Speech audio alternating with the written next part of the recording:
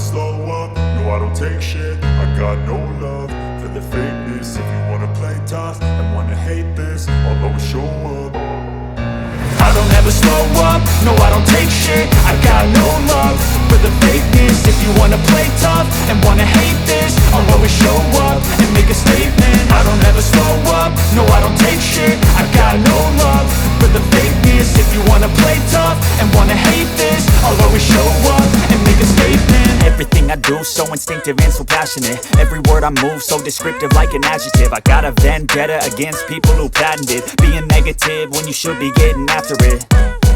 I got facts over tracks, this and that. Spitting slow, spitting fast, I could roast, I could gas. Think I'm okay at last, but I don't know if that can erase all the past. And the pettiness, a reflection of the emptiness. Hilarious, you think you're worth my time, you're delirious. Mysterious, because you hide behind a fake exterior. Inferior, you know I'll always be a bit superior. Get off of me, this ain't no humble brag. I want you to hear words, you can say them back. I want you to feel free from the chains at last, and to believe in what you got, it was built to last, yeah.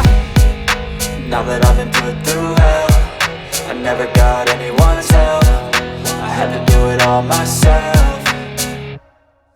I don't ever slow up, no I don't take shit. I got no love for the fakeness. If you wanna play tough and wanna hate this, I'll always show up and make a statement. I don't ever slow up, no I don't take shit. I got no love for the fakeness. If you wanna play tough and wanna hate this, I'll always show up and make a statement. Gonna learn the consequence of being incompetent. Mental health is confidence, dreams and some modestness. I'm not here to save the day, that's for you to take away. I could play a million mind games, but instead I say something not illogical, something that is topical. Rub it on and watch it go, make yourself unstoppable. Dreams are irresponsible, but they're always possible. If you just believe, you could be so remarkable. Thoughts in my head, a collage and they spread. I'll be great one day, going off of my meds. No, I'm not giving up, no, I'm not giving in. I will make it to the top, taking off in the wind. I gotta make it, I'm saving every day to taste it. I'm patient, but my mind, it can hardly take it. I'm chasing a dream that I've had for several ages. A vacant, modern kingdom for the taking. Now that I've been put through hell, I never got anyone's help. I had to do it all myself.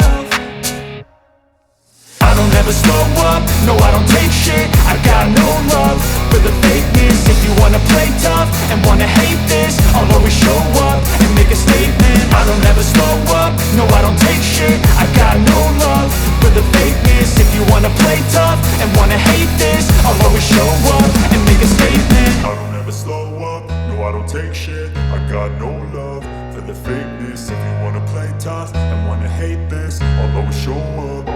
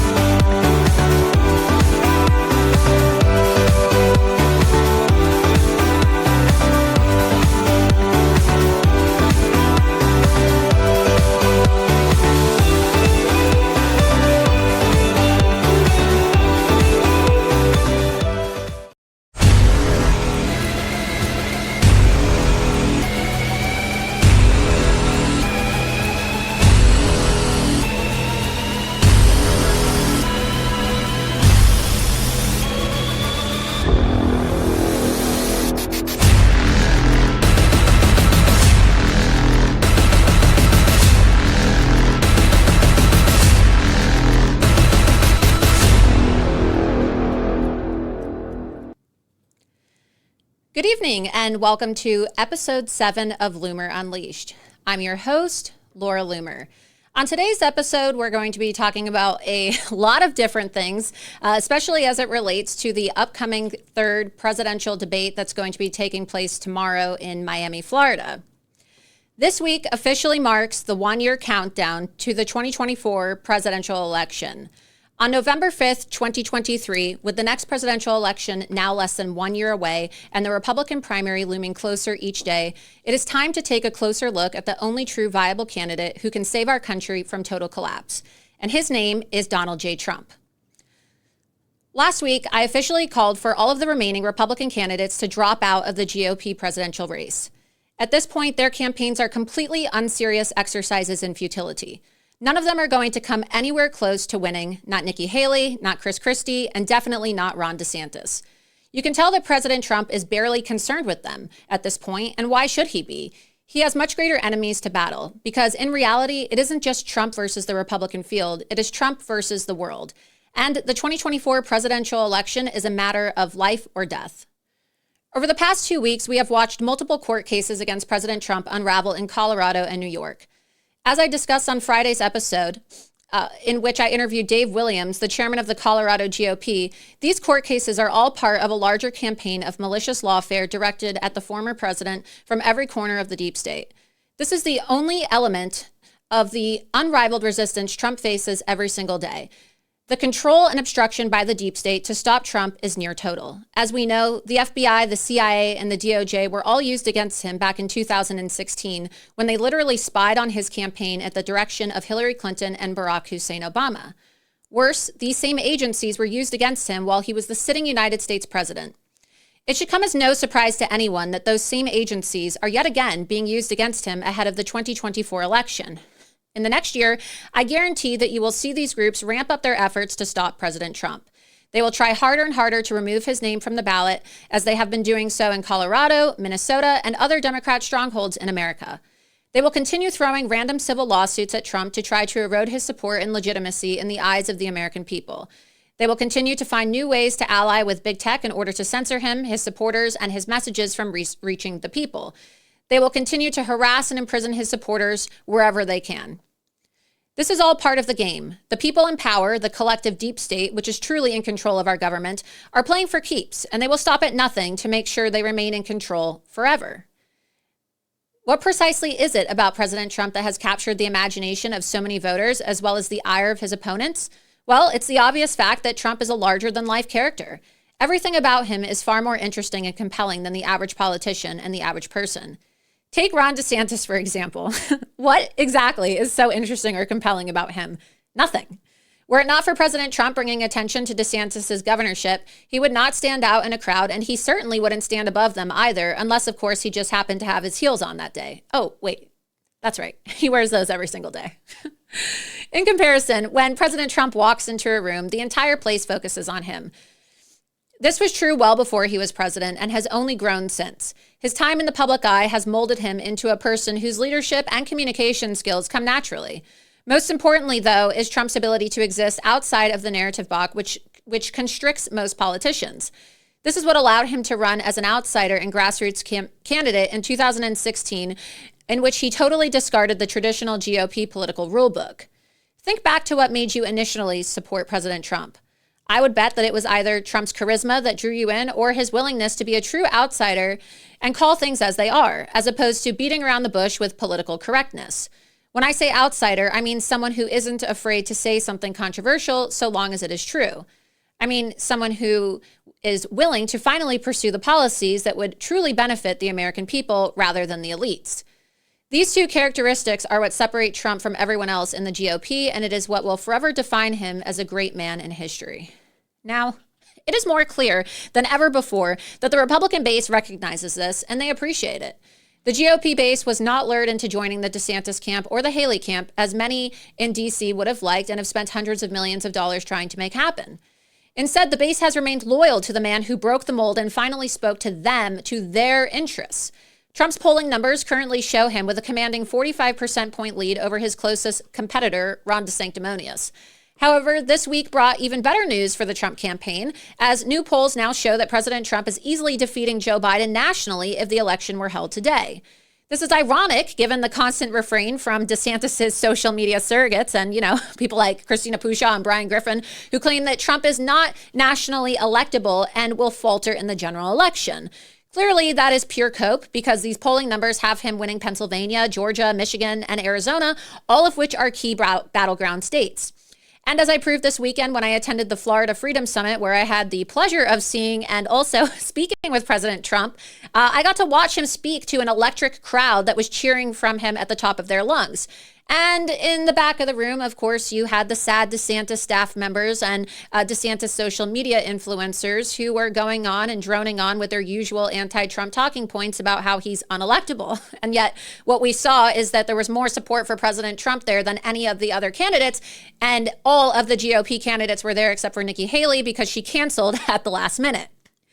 Now, President Trump is achieving these tremendous polling numbers in spite of the politically charged witch hunt that is incessantly being directed his way. Any other candidate would have immediately buckled under that sort of pressure. And let's be honest, any other person probably would have blown their brains out because they can't handle that type of stress. And yet President Trump has somehow managed to gain strength. The more he's attacked, the stronger he becomes. This is something that only he could pull off. And yet these other candidates whose campaigns have all but flatlined are still trying to carve out a hint of relevancy and clout. They are determined to mark their territory despite the many cues that their campaigns are not welcomed or supported, which makes these GOP candidates similar to a rabid, unleashed dog who finds the need to piss on every single lamppost they encounter. I witnessed this firsthand over the weekend when I attended the Florida Freedom Summit, where all of the GOP presidential primary candidates were scheduled to speak. I even confronted some of them and their staffers on video, and you're going to see those videos tonight, so stay tuned and be patient. And I pleaded with these people to drop out.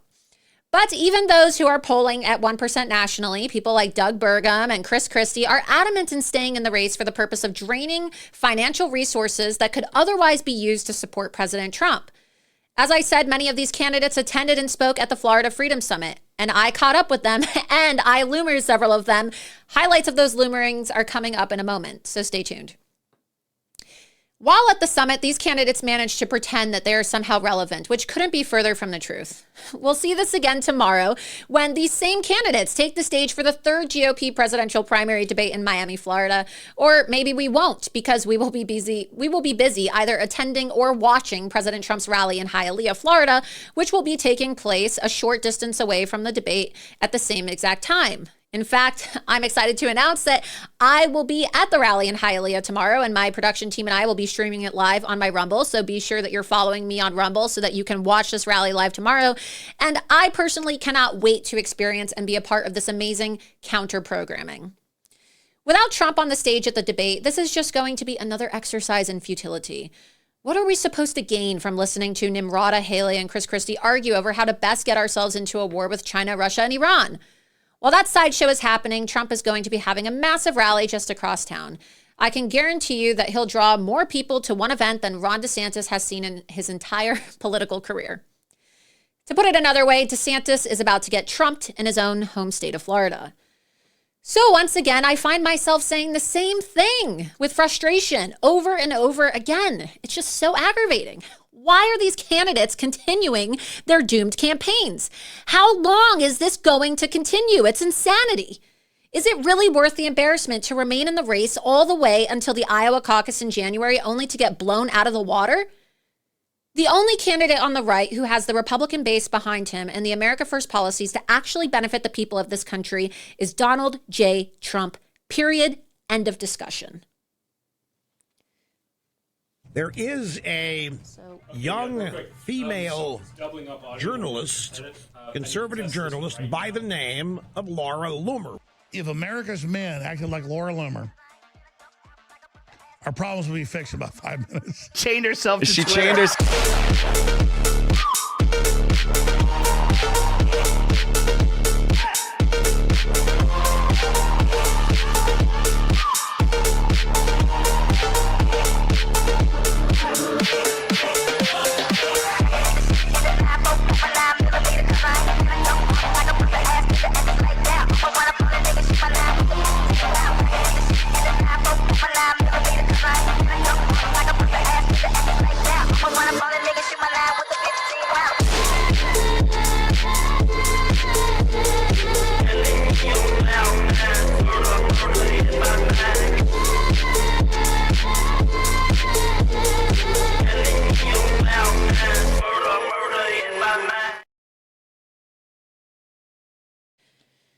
I apologize for the delay for those of you who are tuning in now. We had some audio issues, and there was an issue with the XLR cable, and we had to completely reset the audio system, which is why you saw me remove my earpiece as well during my monologue, and we're still having a couple audio issues. But regardless of that, that's some of the issues that occur with live production. I want to thank everybody who's tuning in live. We have a really exciting show tonight. Congressman George Santos is actually up on the Hill right now, where members of Congress are currently in the middle of a vote to censure jihadist Congresswoman Rashida Tlaib. And he's been gracious enough to agree to join me tonight. As you know, you may have seen the report that I broke earlier today. We can get that up on the screen. Exclusive, how leftist judge Engoron is making Trump's New York City civil fraud trial a family affair. And if you read this report, and you can see it on my website, loomer.com, and it's going to be up on the screen here as well. I broke a story about Arthur Engoron, who, of course, is this communist judge who's overseeing President Trump's civil fraud trial. And the problem with this judge is not only is he completely biased, as we've seen, we saw the way that he, was posing for the cameras in New York City when Fox News was there, but I've also been studying and reviewing for the last couple months a newsletter he has. You see, this judge likes to engage in a very weird extracurricular activity of posting on the Wheatley School Alumni Association newsletter. This is on his own website as well as his Substack, if those of you want to go, spend your own time investigating this. But it's very bizarre because he runs this publication that is supposed to be an alumni letter, and yet it's this weird kind of like personal diary for him in which he skirts ethics laws as it relates to his position as a judge in New York. And what I mean by skirting ethics laws is he uses this to take shots at Trump and Republicans and to make his biases against conservatives known. And so what's really interesting is I was examining a lot of these photographs, and the story I broke today, if you see the arrow pointing down on the screen there, in the photo, and you're following along on my website, and I tweeted about this too, so perhaps the image is more clear if you go to my Twitter and you click that tweet. But you scroll up and you'll see Judge Arthur Engoron has made the Trump trial a family affair, potentially reserving seats for his son, Ian Engoron.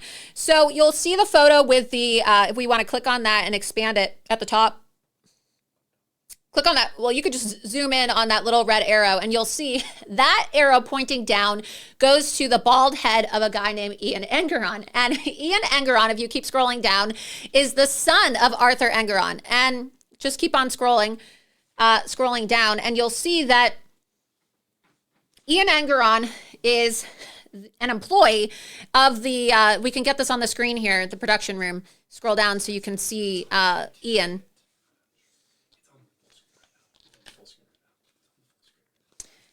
You can see from the tweets that Ian is actually an employee at a law firm in New York City. And if you expand those tweets, I'll just do it on my phone. Yeah. You see those tweets right there? He works for a law firm called Olshan Law Firm out of New York City. And Olshan, you can keep that graphic up on the screen for the viewers to see. You can also see these in the original tweet. The Olshan Law Firm describes him as being an activist, shareholder, litigator.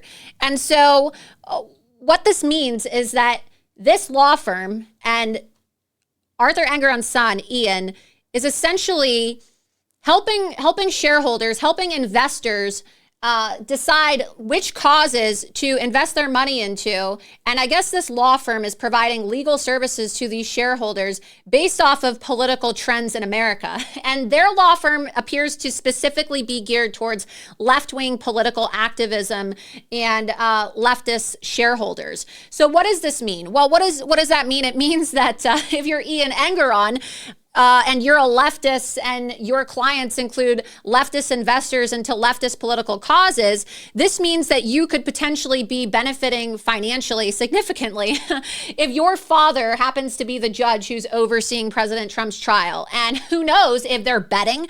Like when you have investors, right, you're not sure how your investment's going to play out. It's kind of a gamble, but you would like to think that your advisor or whoever's advising you on how to make this investment would have your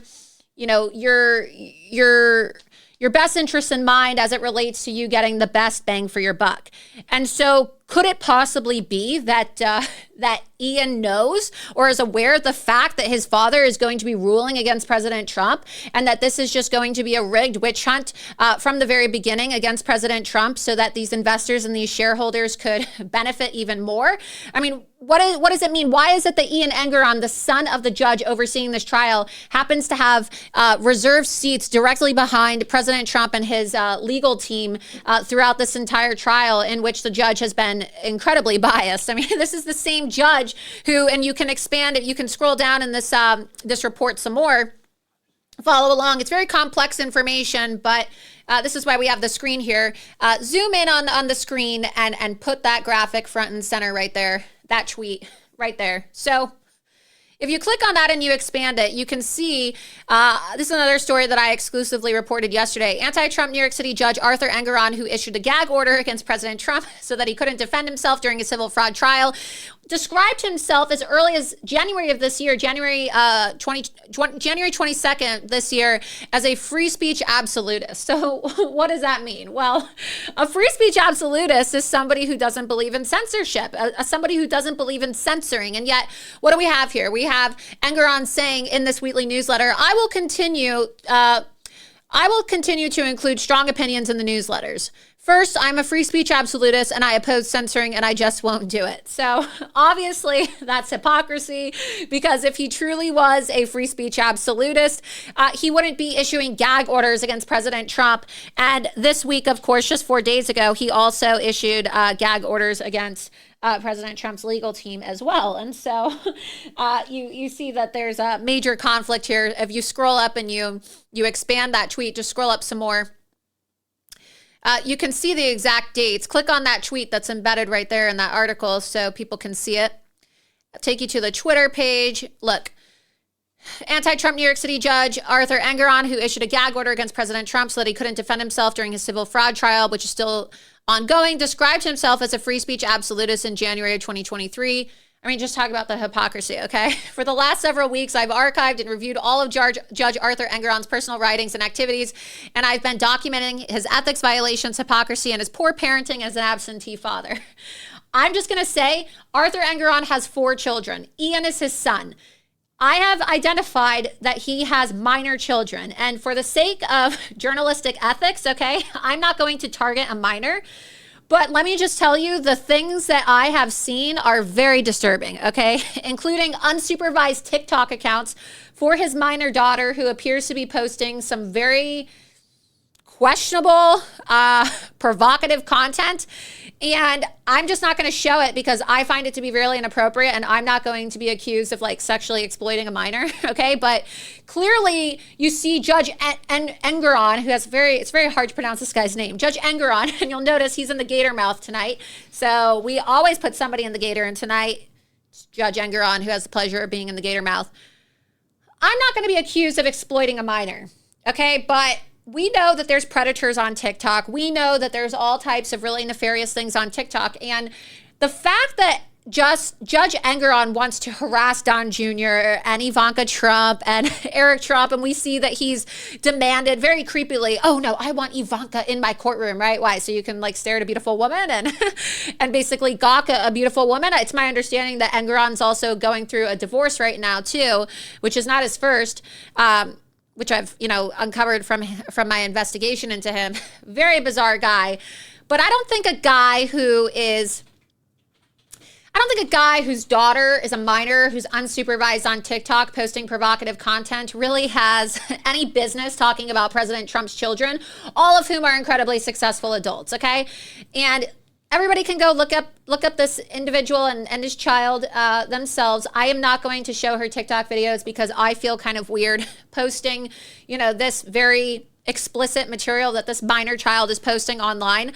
It's very inappropriate, but somebody should do some type of a wellness check on Engeron's minor children, because it looks like, aside from posting naked selfies on his newsletter and being a creep and a sexual pervert, his children appear to be engaged in very, how do I describe it? Suspect behavior, concerning behavior.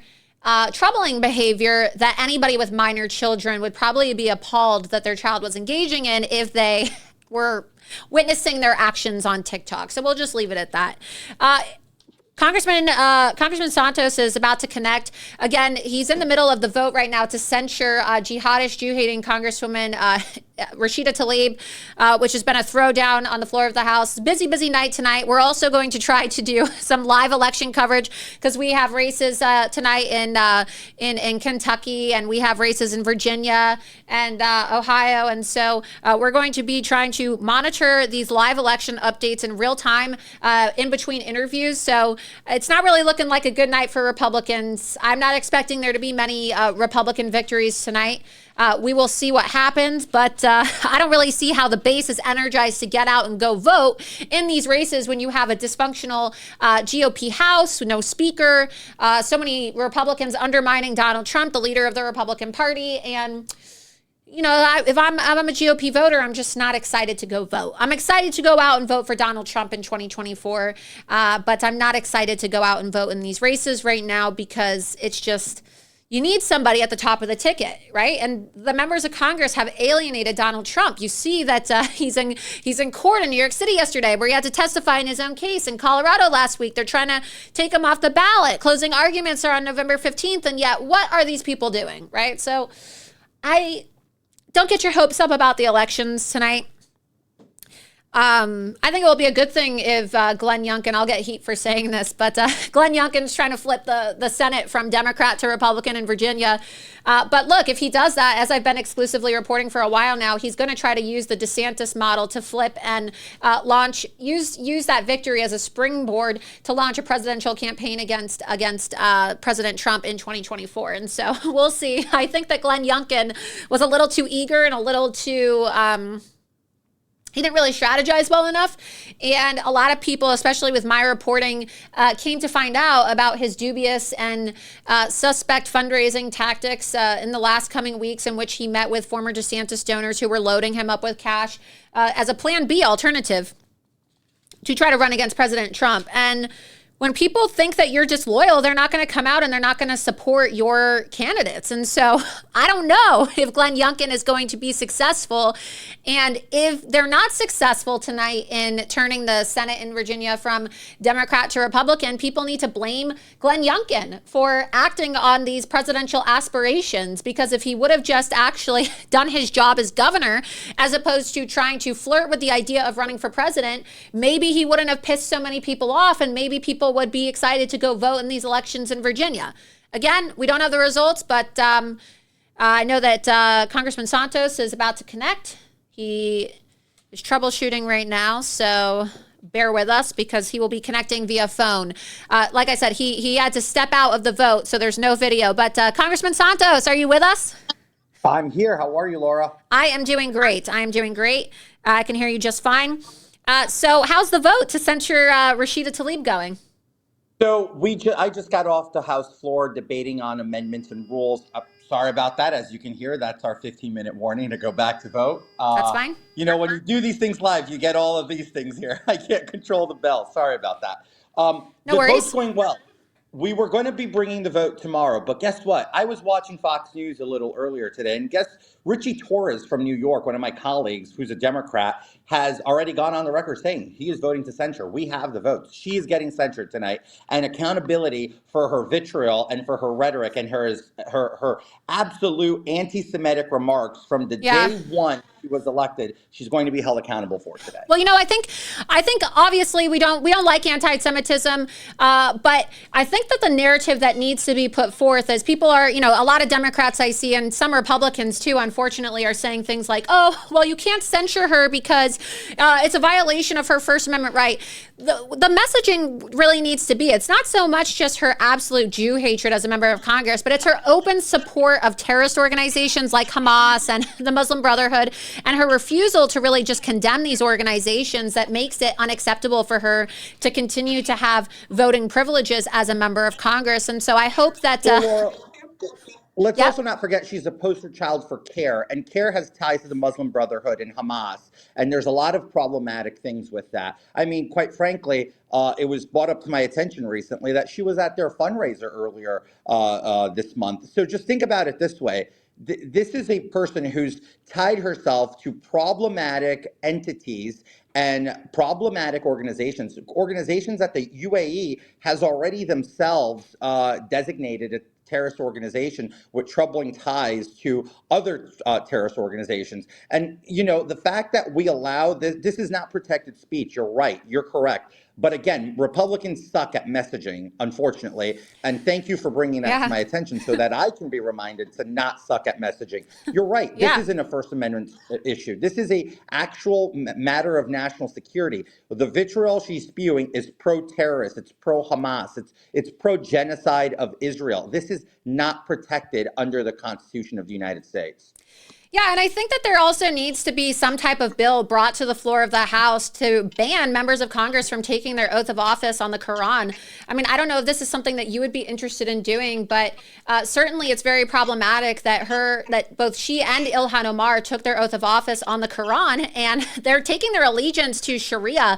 And as we have seen in these Islamic nations, and especially with Hamas, there's their Hamas covenant that explicitly calls for the eradication of Jews in Israel.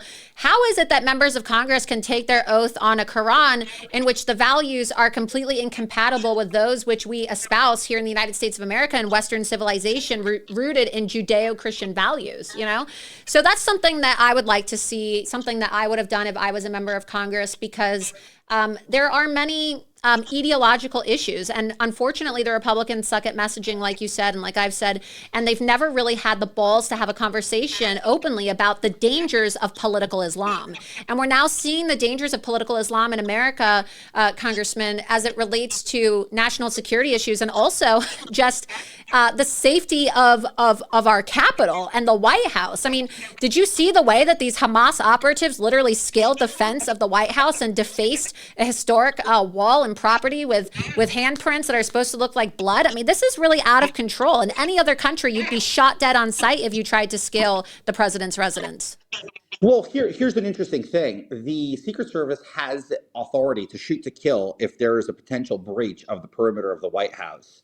You know what? I don't like dealing and dwelling in ifisms because it does us no good. But just think about it this way. Change the crowd and tell me if rubber pellets at bare minimum would have been shot as warnings. That's all I ask. Well, let's call out the they shot him at J6ers, right? My point, why is it do I feel if it was a group of conservatives condemning Joe Biden's corruption and weaponization of the federal government against his top political opponent, if that would have been a much different scenario? I mean, you would have had the National Guard, but we had people parading in Washington, D.C. by the tens of thousands promoting and advancing a terrorist organization and regime, which is Hamas. That is troubling. After 9/11, that is absolutely despicable, abhorrent, un-American. And so you are 100% positive. You're telling me live, you're breaking this news live on Loomer Unleashed now, that the 100% you're going to have the votes to censure Congresswoman Rashida Tlaib tonight? If the Democrats and the Republicans that already guaranteed don't fold and lie to us, because that is a very common thing here when votes are being pushed. Wait, you mean politicians up on the Hill are liars? But let's be very clear. It is confirmed that the votes are there. When you have people like Richie Torres going on national television saying, "I am censuring her today," right? I think that tells you where we are. Good. Well, moving along now, because this is what originally you agreed to come on and talk about tonight. I broke this really big story today about Judge Engoron, and you are a representative in New York's 3rd District, and President Trump has been in New York, and I know that you've expressed support for President Trump amid this trial and this witch hunt. And this judge, this communist Judge Engoron, Arthur Engoron, as I uncovered, has been allowing for his son, who works as a lawyer at a law firm in which he's the representative for the activist shareholders. His name is Ian Engoron. And so you saw my viral report this morning. You saw my report about Engoron talking about how he claims he's a free speech absolutist when he's really not a free speech absolutist, because how can you be a free speech absolutist and then, gag Donald Trump, the president of the United States? And I know that you tweeted, we'll pull up your tweet here too, and I want to get your comments on this. You tweeted, Laura's findings are significant, and I have flagged them for my colleagues on the Oversight Committee to investigate further and determine if there's any misconduct that would result in a monetary benefit to the judge's son. Can you please explain what that means and how that process works, and what was the response with your colleagues on the Oversight Committee today when you brought this information to them? Absolutely. So I was just, doing my morning roundup. I digest my mainstream media news, but then I go to Twitter to pick up actual news from activist journalists on the left, and then also to pick up news from our good conservative journalists on the right. And then I came upon your post. It was viral already at that point, to which I immediately looked into it, started research with my staff, and forwarded the entirety of the findings you posted alongside with some of the stuff we found, and sent it over to all my colleagues in oversight. And I'm pressing them. And then we met on the House floor at about 1:30 to vote. And this was a subject of conversation that I brought up and broached with a lot of them, and they're excited. I mean, Rep. Luna from Florida was very intrigued and interested and is looking into it. So it's encouraging, because here's what's going on. And when you say they're looking into it, you're talking about the report specific, both of these reports about the lies about the free speech absolutism, and then also most importantly, I think, is the inappropriate nature of him giving access to his son, who also works at a law firm in New York, access to, and you can see the photograph here, probably a better quality. You have Donald Trump, Alina Habba, the rest of the lawyers here, and then directly behind him, I mean, literally like in the third row in the back, this is incredible access. And this guy's been able to have access every single day of this trial to sit behind President Trump. 100%. So here's where we are on this. The approach is simple. We're trying to go after him on. Oh, I'm sorry. Not we're going after him. We're looking into it to see if there's an avenue that we can go ahead and explore and see if there's a there. Meaning, is his son benefiting from this monetarily? Is there a benefit to his son? Is this judge ruling in this case with bias to give his son a favorable outcome or a predetermined outcome so that his son can benefit in his position in the law firm? And if there is a client his son is representing that has asked for this kind of service to punish and punitively attack the president. Here's an example of how this can go down. Donald Trump and the Trump Organization are some of the most aggressive real estate developers in New York, and have been since the 80s. Donald Trump created this from scratch. His father, Fred, was a great guy, but he operated largely in Queens. I don't want to go over the biography too much, but to give context here,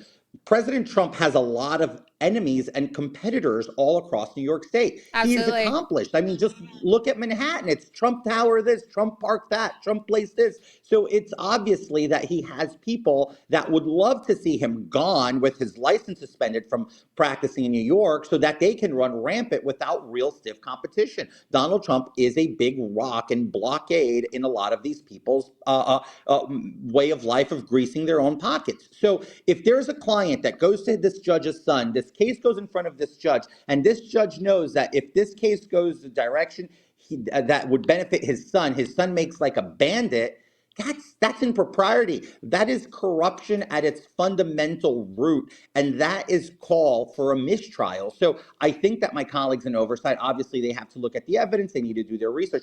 But if there's a there, I'm very confident that with the competent oversight chair, Jamie Comer, who's unveiling the 10% for the big guy just this week, he would have zero qualms with going out there and doing this investigation if there's a way and path to pull that through. So I think that the most important part here is holding this judge who is absolutely unfair, unhinged, and attacking former President Trump. He can't accept the fact that the 45th will be the 47th, whether he likes it or not. There's no judge, there's no DA in New York that's going to stop that from happening. And his own statement saying, "Oh, I'm a free speech absolutist. I won't censor. I just won't do it." No, but then what? All of a sudden, with Trump, you will? I mean, it's just, you can't take this guy seriously. That's the hypocrisy. And the naked photos too. I mean, these naked selfies, it's very bizarre. I mean, we have some photos here I want to show you too. This is a really interesting photo you may want to investigate as well. We'll get it on the screen here.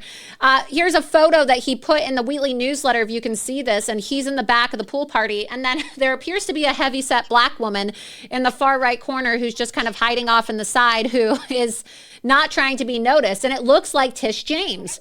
So it looks like Arthur Engeron and Tish James are like partying together with their clothes off at a pool party. That looks like Letitia James from a side angle, if I've ever seen a side angle. And it's not like I really want to look at a side angle of Letitia James. I mean, come on, look at her. Look at her. So, well, look. But is that? I mean, look at how deep do their ties and their relationships go? I mean, it's not just. It's not just, oh, the son's in the courtroom and Letitia's, making all these comments and this guy has a newsletter. It's like they're partying together and conspiring in the pool and having these elaborate events where they're literally working and plotting overtime in their bathing suits to get Trump. It's just, needs to be an investigation into this. It's not like this is a real legal system anymore, right? Letitia James is an elected Democrat posing as a DA. That's what she was elected to do. And Judge Engeron is an elected Democrat posing as a judge. So these are Democrats. They were elected on partisan lines to do justice in the state of New York. But the fact that we have these hyper-partisan elected prosecutor and judge trying Donald Trump, it's insane. I believe that anything relating to Donald Trump should have all gone to the federal system. This should have not been a civil And additionally, there's another photo of him standing with his son. I want to pull that up on the screen and show you as well. So this is confirmation. And we zoom in on this photograph. You can see, you can scroll down to the text on the photo. You can see, my son got engaged to a wonderful woman. Okay, writes Art on September 1st. Okay, so this was recently this year. On September 1st, 2023 on Fire Island, my son got engaged to a wonderful woman, shortly after which this photo of Ian and I was taken. So look, we know that his son is Ian. This is not a conspiracy. There's Ian Engeron. I showed you the photo of Ian Engeron working for the Olshan law firm there. Another photo we'll put up on the full screen for you to see. And if you scroll down to his bio in the photograph, or at least these photographs that I posted in the Twitter thread, you see associate. But if you go to my tweet, the original tweet which I posted about this, you can see that his bio says that he works as a shareholder associate. And if you go to the Olshan website as well, it's on there for people to look for themselves. And we have all the screenshots, even though, they're going to try to scrub the website, I'm sure. One last thing is, you and I were on a Twitter space the other night and we were talking about why Speaker Johnson hasn't released a statement himself, Congressman, about the J6 tapes. I really enjoyed the press conference he had today with the hostages of, the family members of the hostages in Israel. I'd love to see a similar press conferences with the J6 families where he actually commits to releasing the footage. Did you talk to him? Because I know you said that you were going to talk to him and ask him about why he's having people like Anna Paulina Luna and Matt Gaetz be his surrogates on this matter, as opposed to just coming out and giving his plan for releasing the J6 tapes. So I actually am going and scheduled to speak with him today on the floor. So that's when I'm going to be broaching the subject. Since we did the space, I haven't had the opportunity yet. As you can imagine, he's a busy guy. And I will be bringing this up to him and giving him the advice of the people at this point, because I've received so many inquiries after that space that we did requesting me to actually make a plight to him and say, please, address this yourself directly. People want to hear what your plan is. And I'm going to do that. And like you said, today he did the right thing, and he's been doing the right thing. And he's receiving guidance from the right people. And I think that that we will see this coming forward soon. Like I said in the Twitter space, I am an advocate for the J6er. I've met with them. They've been in my office. I've been to Freedom Corner. I'll continue to do that. Here's the one thing I want to bring up to your attention. On that engagement, when that first line of the engagement read Fire Island, I said I was expecting it to be, my son got engaged to a nice man, because of Fire Island's historic nature of being gay island on Long Island. Well, maybe it's a trans. I mean, the Democrats don't really know like what a woman is anyway, so you never know. I mean, I thought so too, because he has like a very effeminate look to him, and yeah, that's fine. Yeah, As a gay man, I can say these things without being canceled, so whatever. Well, I've already been canceled, bitches, so there's not much they can really do to me.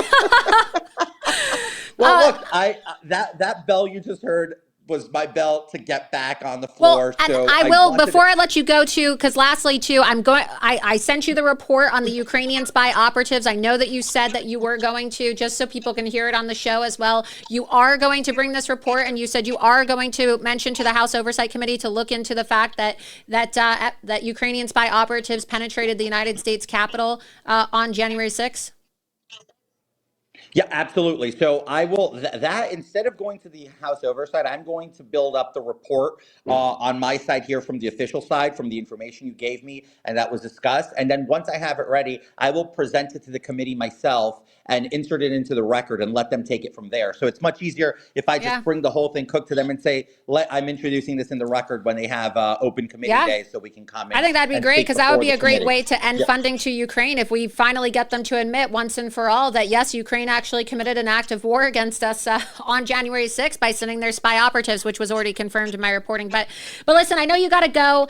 I really appreciate you coming on tonight, very last minute, and you also bringing this information to House Oversight and your colleagues, and hope you're successful tonight in your effort to censure the jihadist congresswoman. I hope so too. Hopefully we'll start. This is one of a few of the Hamas caucus that we are going to hold accountable on the floor. Wonderful. So I look forward to talking to you again, Laura. Thank you for having me. And yeah, where can people follow you? Lastly, where's the best place for people to follow you? Best place to follow me for official stuff is Rep George Santos NY3 on Twitter, Instagram, Facebook. I believe Truth Social, or we're still waiting. I don't know what the deal is there, but we're on Getter as well. So you can find us pretty much anywhere social media exists. Wonderful. Well, thank you so much for coming on tonight, Congressman. Thank you. Thank you, Laura. You have a great day. God bless you. Thanks. You too. Thank you. Well, so there you have it. Congressman George Santos, the Jewish, as he likes to call himself, the Jewish congressman from New York's 3rd Congressional District. So, look, I think that's great. I've had my outs with him in the past, and especially when he was first elected, but I really find it commendable that he is willing to engage with voters in Twitter Spaces. You don't really see many members of Congress make themselves available because they never know, are you going to get called out? Are you going to get confronted in a Twitter Space? And he actually really engages with people and is not afraid of the conflict. And go back to his Twitter feed actually really quick, because click on his feed. I want to see that. Updates, scroll down. House Democrats are passionately screaming and slamming on podiums on the House floor in defense of Rashida Tlaib and her stance on From the River to the Sea, a euphemism for the annihilation of Israel and Jews. So that's going on right now. Look, I've been warning about Rashida Tlaib and Ilhan Omar for a very long time, okay? And just so that you can see just how incompatible it is when you allow for jihadists to serve as members of Congress. Let's play this clip of Rashida Tlaib wearing a rag of a terrorist around her neck, a keffiyeh. It's one of these little rags that, I call it a terrorist rag because that's what it is. A keffiyeh is a terrorist rag, okay? And it's what all of these jihadis love to do. They love wearing these little terrorist rags around their neck. And that's what she's doing in the halls of Congress. And of course, we had to change the rules when Ilhan Omar, this poor Muslim woman, now, it's like, Jesus Christ. The members of Congress are saying things like, we can't show any type of bias towards Muslims in this country. And so we need to change the rules. And so while you have Christians as the most persecuted group of people in the world, Christians are the most persecuted people in this country. Okay. We see the way that Christians are persecuted on a daily basis. Just the other day, there was a massive Islamic attack, I believe in Nigeria, in which over 700 people were slaughtered in the name of Islam. Okay. I say this because nobody seems to care about how Christians feel, right? People are demonized for saying things like Merry Christmas. Christians are demonized for wanting to pray in, public schools. Teachers and students have been removed, sent home, and even fired for, using prayers out on the football field. And yet members of Congress, literally, if you don't remember, changed the rules so that Ilhan Omar could wear a hijab, right? You were not allowed to wear head coverings in Congress, believe it or not. You are not allowed to wear head coverings in Congress until Ilhan Omar became elected in 2018, and they changed the rules. And so now you have Joe Biden and his administration saying things like, oh, there's no rise of anti-Semitism. There's no rise of attacks on Christians in America. It's Islamophobia. We have a pandemic of Islamophobia. Well, is there a pandemic of Islamophobia, or do the members of Congress, the Republicans included, not have the balls to actually call out jihadists where they see them, okay? America's a Christian country, yes. Jews make up 2% of the population. I am Jewish. But our Constitution and our values were derived from the Bible, okay? And if you're going to be a member of Congress, one, you have to assimilate. First of all, I don't even think it's acceptable for immigrants, people who weren't born in this country, to serve in Congress. The same rules should apply for the presidency, where you have to be born in this country. If you want to serve in the federal government, you should be born in this country.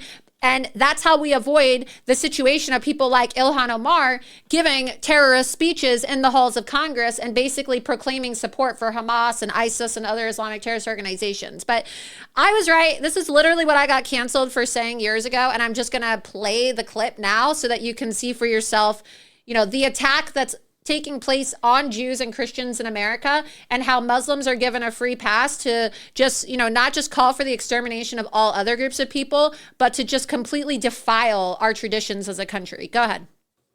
What is true here is that every single one of them has not acknowledged the fact that Palestinians are dying in the tens of thousands, but will continue to say it is us who are not acknowledging humanity. Rashida will stand strong. Gentlelady's time has expired. The movement will continue for liberation until every single Palestinian has the right to live Gentleman from in Maryland liberty. is recognized.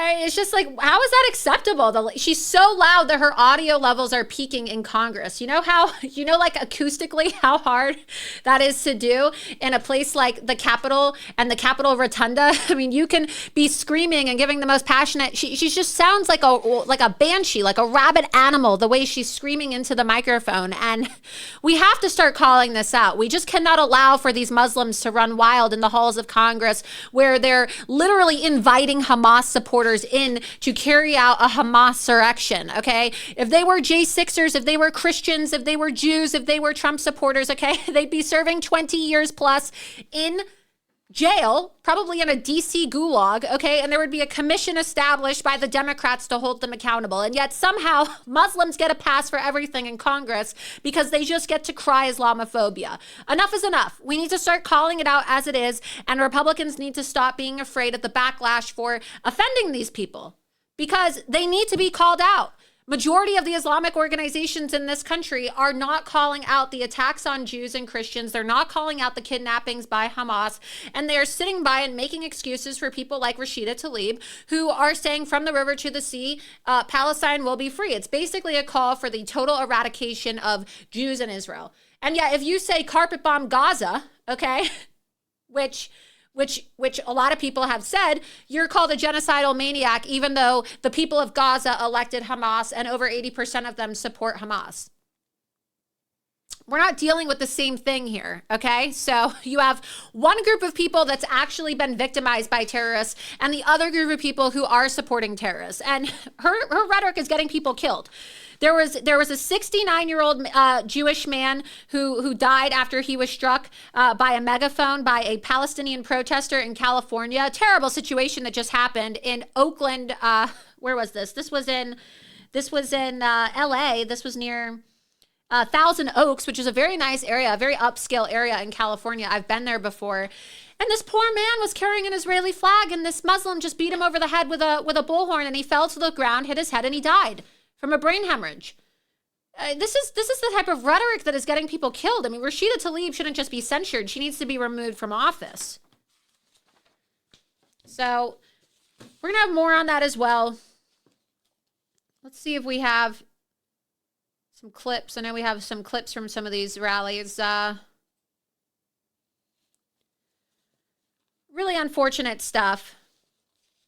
Before we get to our next guest, who is going to be, her name's Charlene Bollinger. She's going to be speaking about a film that she has just released, Propaganda Exposed.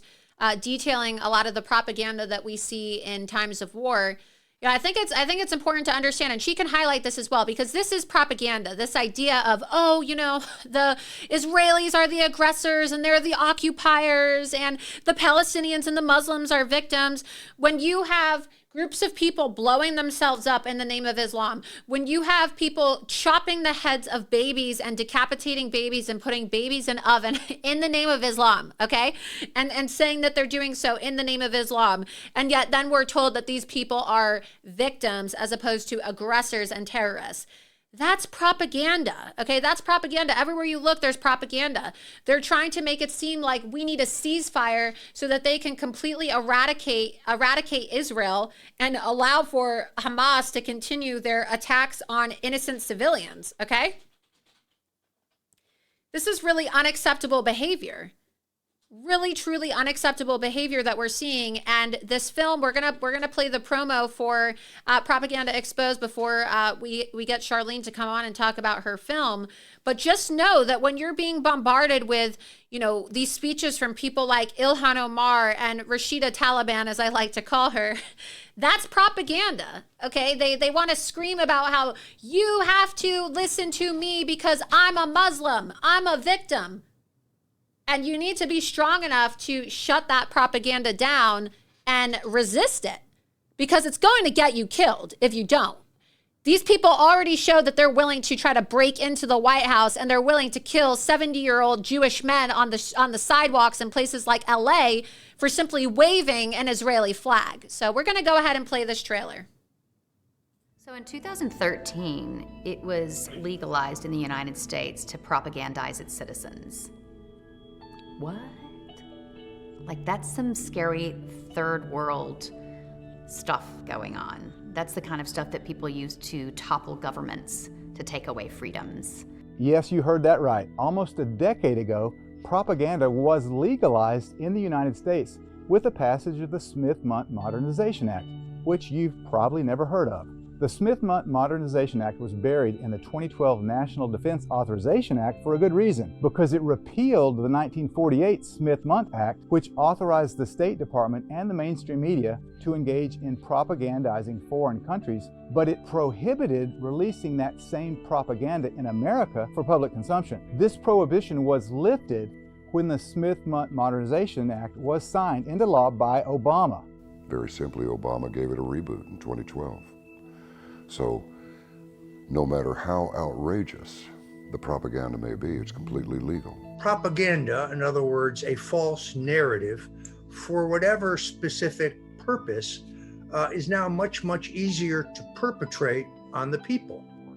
Due to the Smith-Mundt Modernization Act, which went into effect on July the 2nd of 2013, scripted and orchestrated propaganda can now be presented to the American public as factual news.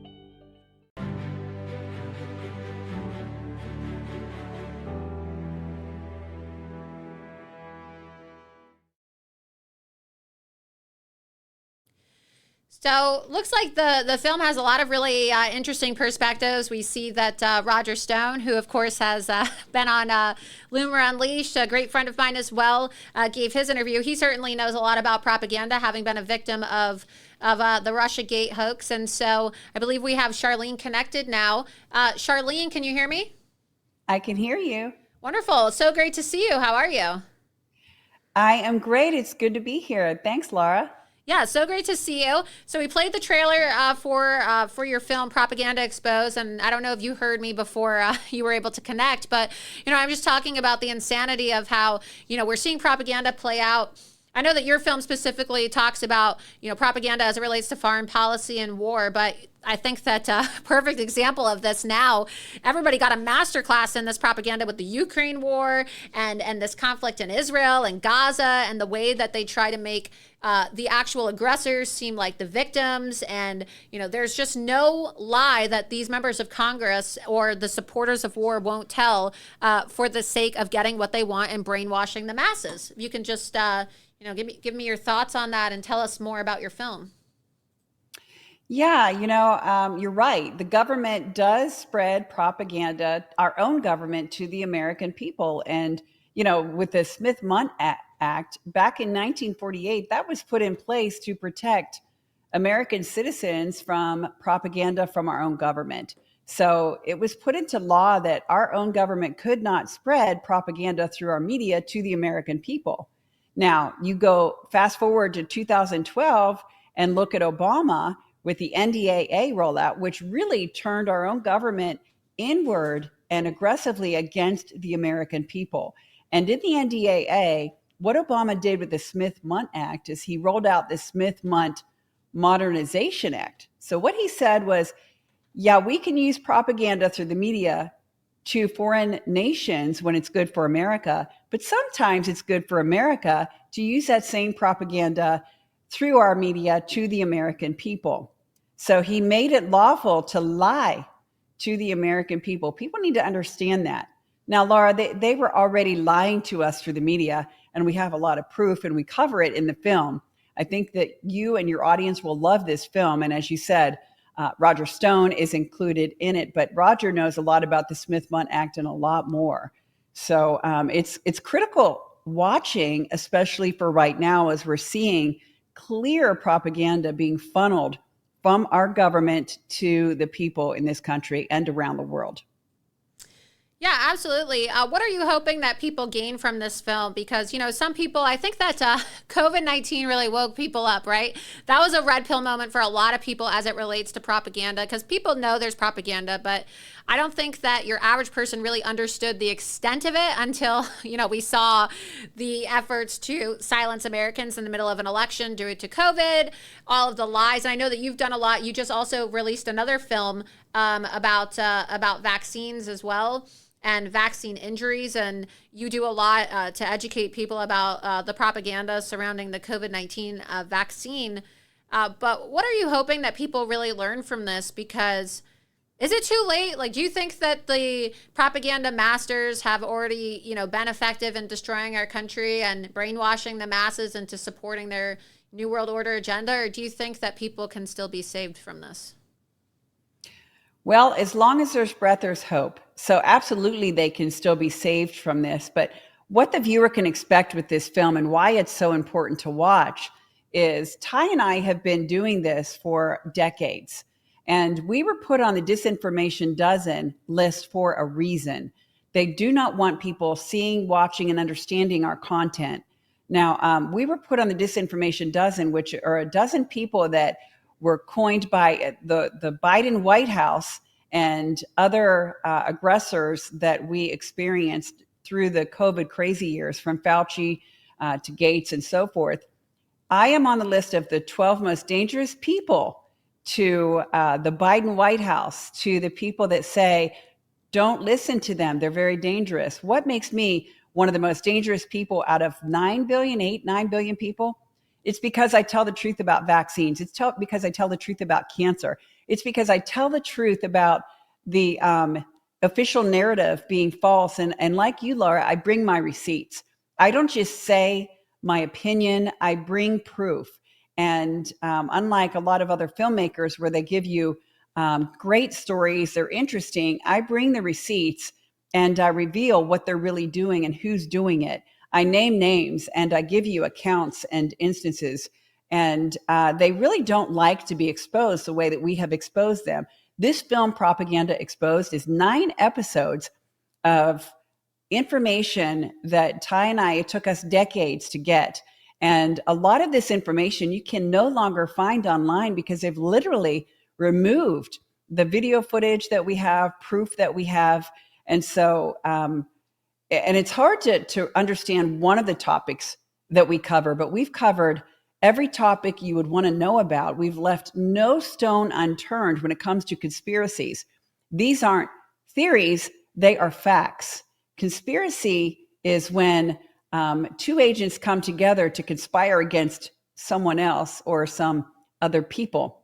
There are a lot of conspiracies happening right through our own government, through the media, and it didn't just start with COVID. We go back 100 years and we get into the different specific cases and times and agents, the conspirators. and we bring those things to the people. I was just looking that up, but when you said that, the disinformation dozen, right? Because I don't know who some of the other people are on this list. I mean, I've heard of this list, and so I was just looking it up briefly. I don't think your average person is aware of this list and the Biden administration's involvement in it. Can you please explain to the viewers what this list is, when it was published, and who else aside from you is on this list, and how you ended up getting on this list? Because people need to understand, like, our government is literally making hit lists. We saw massive propaganda in the time of the Holocaust and the Second World War, and what they did in order to punish dissidents or people who they thought were, were anti-propagandists, is they put them on lists and round them up and they killed them. And so that's where we're headed, folks. You see that Hillary Clinton and the Democrats are already saying that we're in a cult. They're saying that we need to be deprogrammed in camps. What is this disinformation dozen list? Great question. And it is frightening that they would come after people for telling the truth about the things that they don't want the mainstream populace to understand, to know about. So what the disinformation dozen list is it was, and I encourage the viewer to go to thetruthaboutcancer.com and then search in the search bar for disinformation dozen. We have thorough information about the disinformation dozen, who's behind it and what they're doing. Some dark money has funded this campaign against us. That's how dangerous we are. And that's why everybody needs to watch our films. And it's airing right now free. But the disinformation dozen are a group of people who had collectively, we have many millions of followers. So for us, we have a few million just on our email list alone. And then we've got millions on social media that follow us.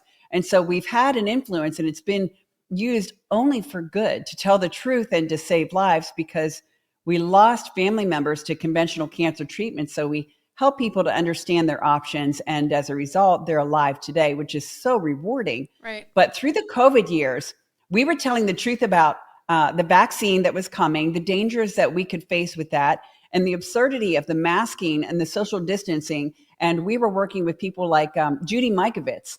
Judy Mikovits was telling the truth about Clinton, too. She was talking about, on our stage in 2019, Fauci and the fraud, and Hillary Clinton and what they did through the vaccine program and through... What happened when you were put on this list? I mean, aside from being targeted and put on a government watch list, did you experience any irregularity in your life? Were you financially punished? Just so people can understand, because it's one thing to be put, I've been put on secret lists, right? Like I was put on the FBI NICS list, which, nobody ever notified me about, which took away my ability to own or possess a firearm. So I know what that's like, right? And the consequences. What happens to you personally when you're put on this disinformation dozen list?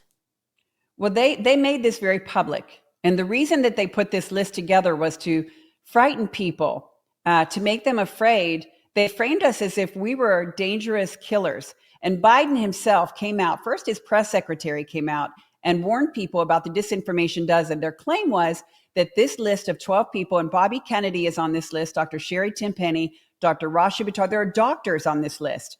And they're on the list for telling the truth about the vaccines, COVID, and the scam that was happening. And so because they wanted to funnel everybody through the Fauci science model of COVID, they had to shut us down. So they said scary things about us. And CNN hit us. I had the only stage at the Capitol at January 6th. So we were there running the Health Freedom stage by the Capitol. The other stage was at the Ellipse. This is where President Trump was. And by the way, I'm friends with some of the Trump family, and we really do like Donald Trump. But we were there to stand for medical freedom. And so we had speakers like Mickey Willis from Plandemic. We had Roger Stone as one of our speakers. He ended up not being able to make it out, but we had a lot of very well-known people speaking, and we were just standing for America. But CNN hit us after that time, right before they coined us on this disinformation dozen list. And a guy that runs the Center for Countering Digital Hate was in that hit piece. And he's the one that they put as CEO of the group that hit us with the list. But they said we were Christians. That was bad because we were praying on stage. We were also bad because we told the truth about cancer.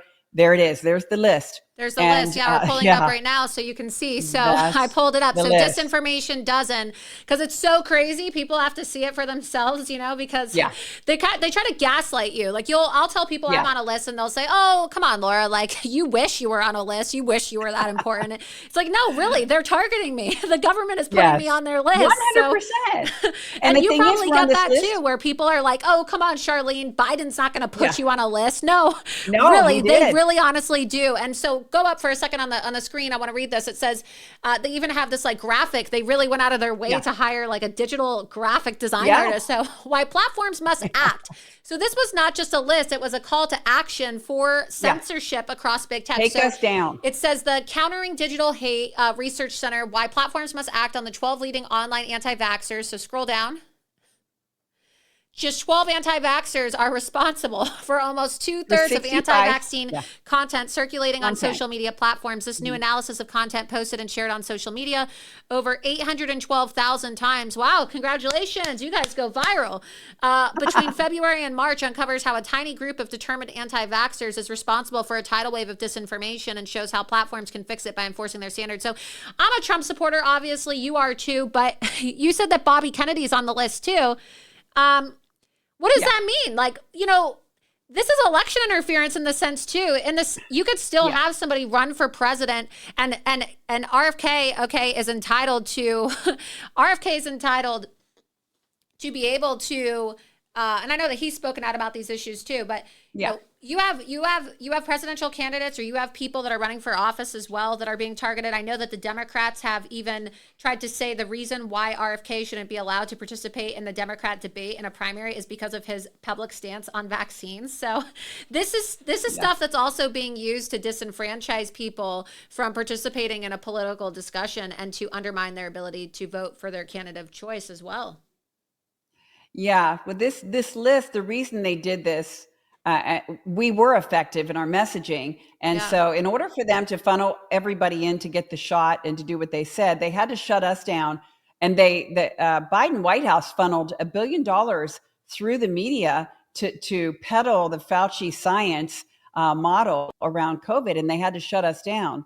So they kept hitting us, and eventually they put the list together. And really, like you see the meme, with Donald Trump. Well, Donald Trump, they're not after me, they're after you. I'm just in their way. Well, these 12 people, we were in the way of the Pfizer, Moderna, Fauci model and Gates to reach the people with their shot, because people that were listening to us were waking up and they didn't want to get the shot. They were questioning, is this safe? Is it really effective? Does this really work?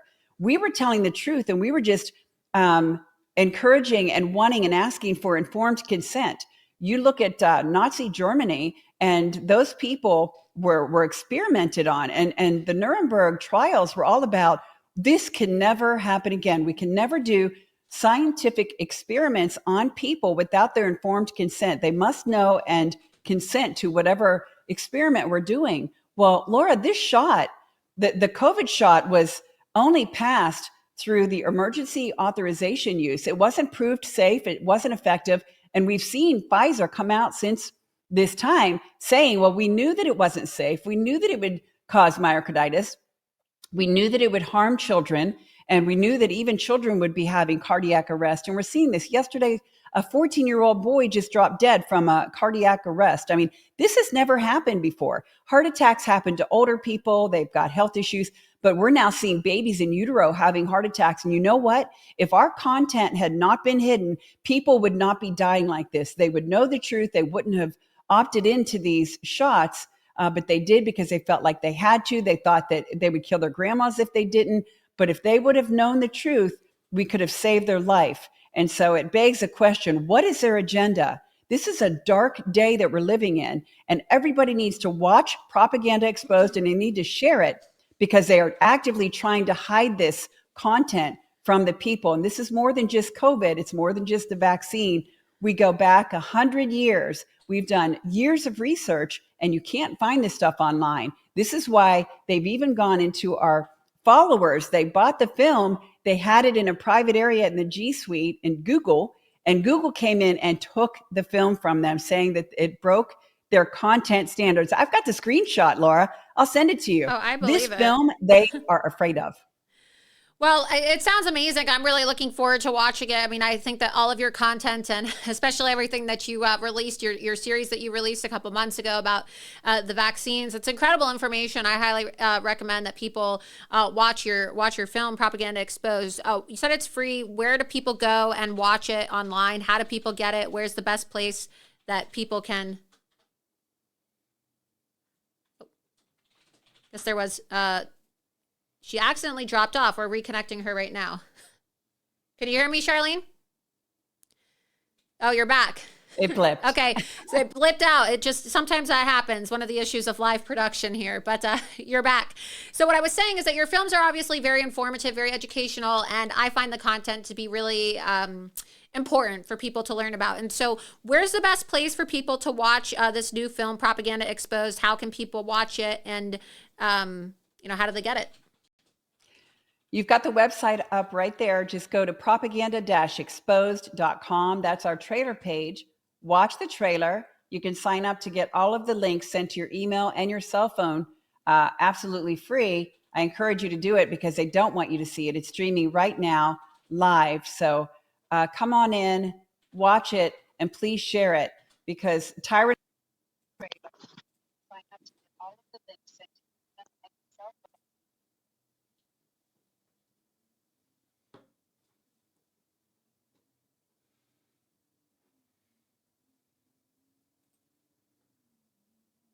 You're back. So propaganda-exposed.com, Laura, that's where they can watch and sign up to watch, to get all of the links delivered to them free from censorship. Wonderful. Well, thank you so much. And I'll be sure to watch and I'll be sure to share it as well. Thank you so much for coming on tonight. Thanks for having me, Laura. Of course. Thank you. So I'm really looking forward to watching Propaganda Exposed. I think Charlene does really great work. And, I personally find her films to be really informative. As I said, we have some technical difficulties with the connection there. But I'm glad that all of you were able to hear that. Again, the website was propaganda-exposed.com, propaganda-exposed.com. And that's, of course, where you can watch the film. Now it's time to take a moment to promote the sponsor of Loomer Unleashed. As you know, I do independent journalism, and one of the reasons why my show is exclusive on Rumble is because we see that there's a lot of hostility, and Charlene just touched on it too. There's hostility to the truth, and there's hostility to free speech in America. And you see that there's this war, not just on the truth, but also on people that want to support the truth, people who want to promote the truth. And they try to do advertiser boycotts, and they try to, do all these things to make people think that there's not a marketplace for conservative content. And one of the reasons why I'm now exclusively on Rumble as it relates to my show, and I'm on Locals as well. And I know that if you go to the bottom of the Rumble stream, and be sure, we're live right now, so be sure that you're reposting this link for everybody to watch on social media, because I know that, let's see how many live viewers we have right now in the chat. Got a lot of live viewers.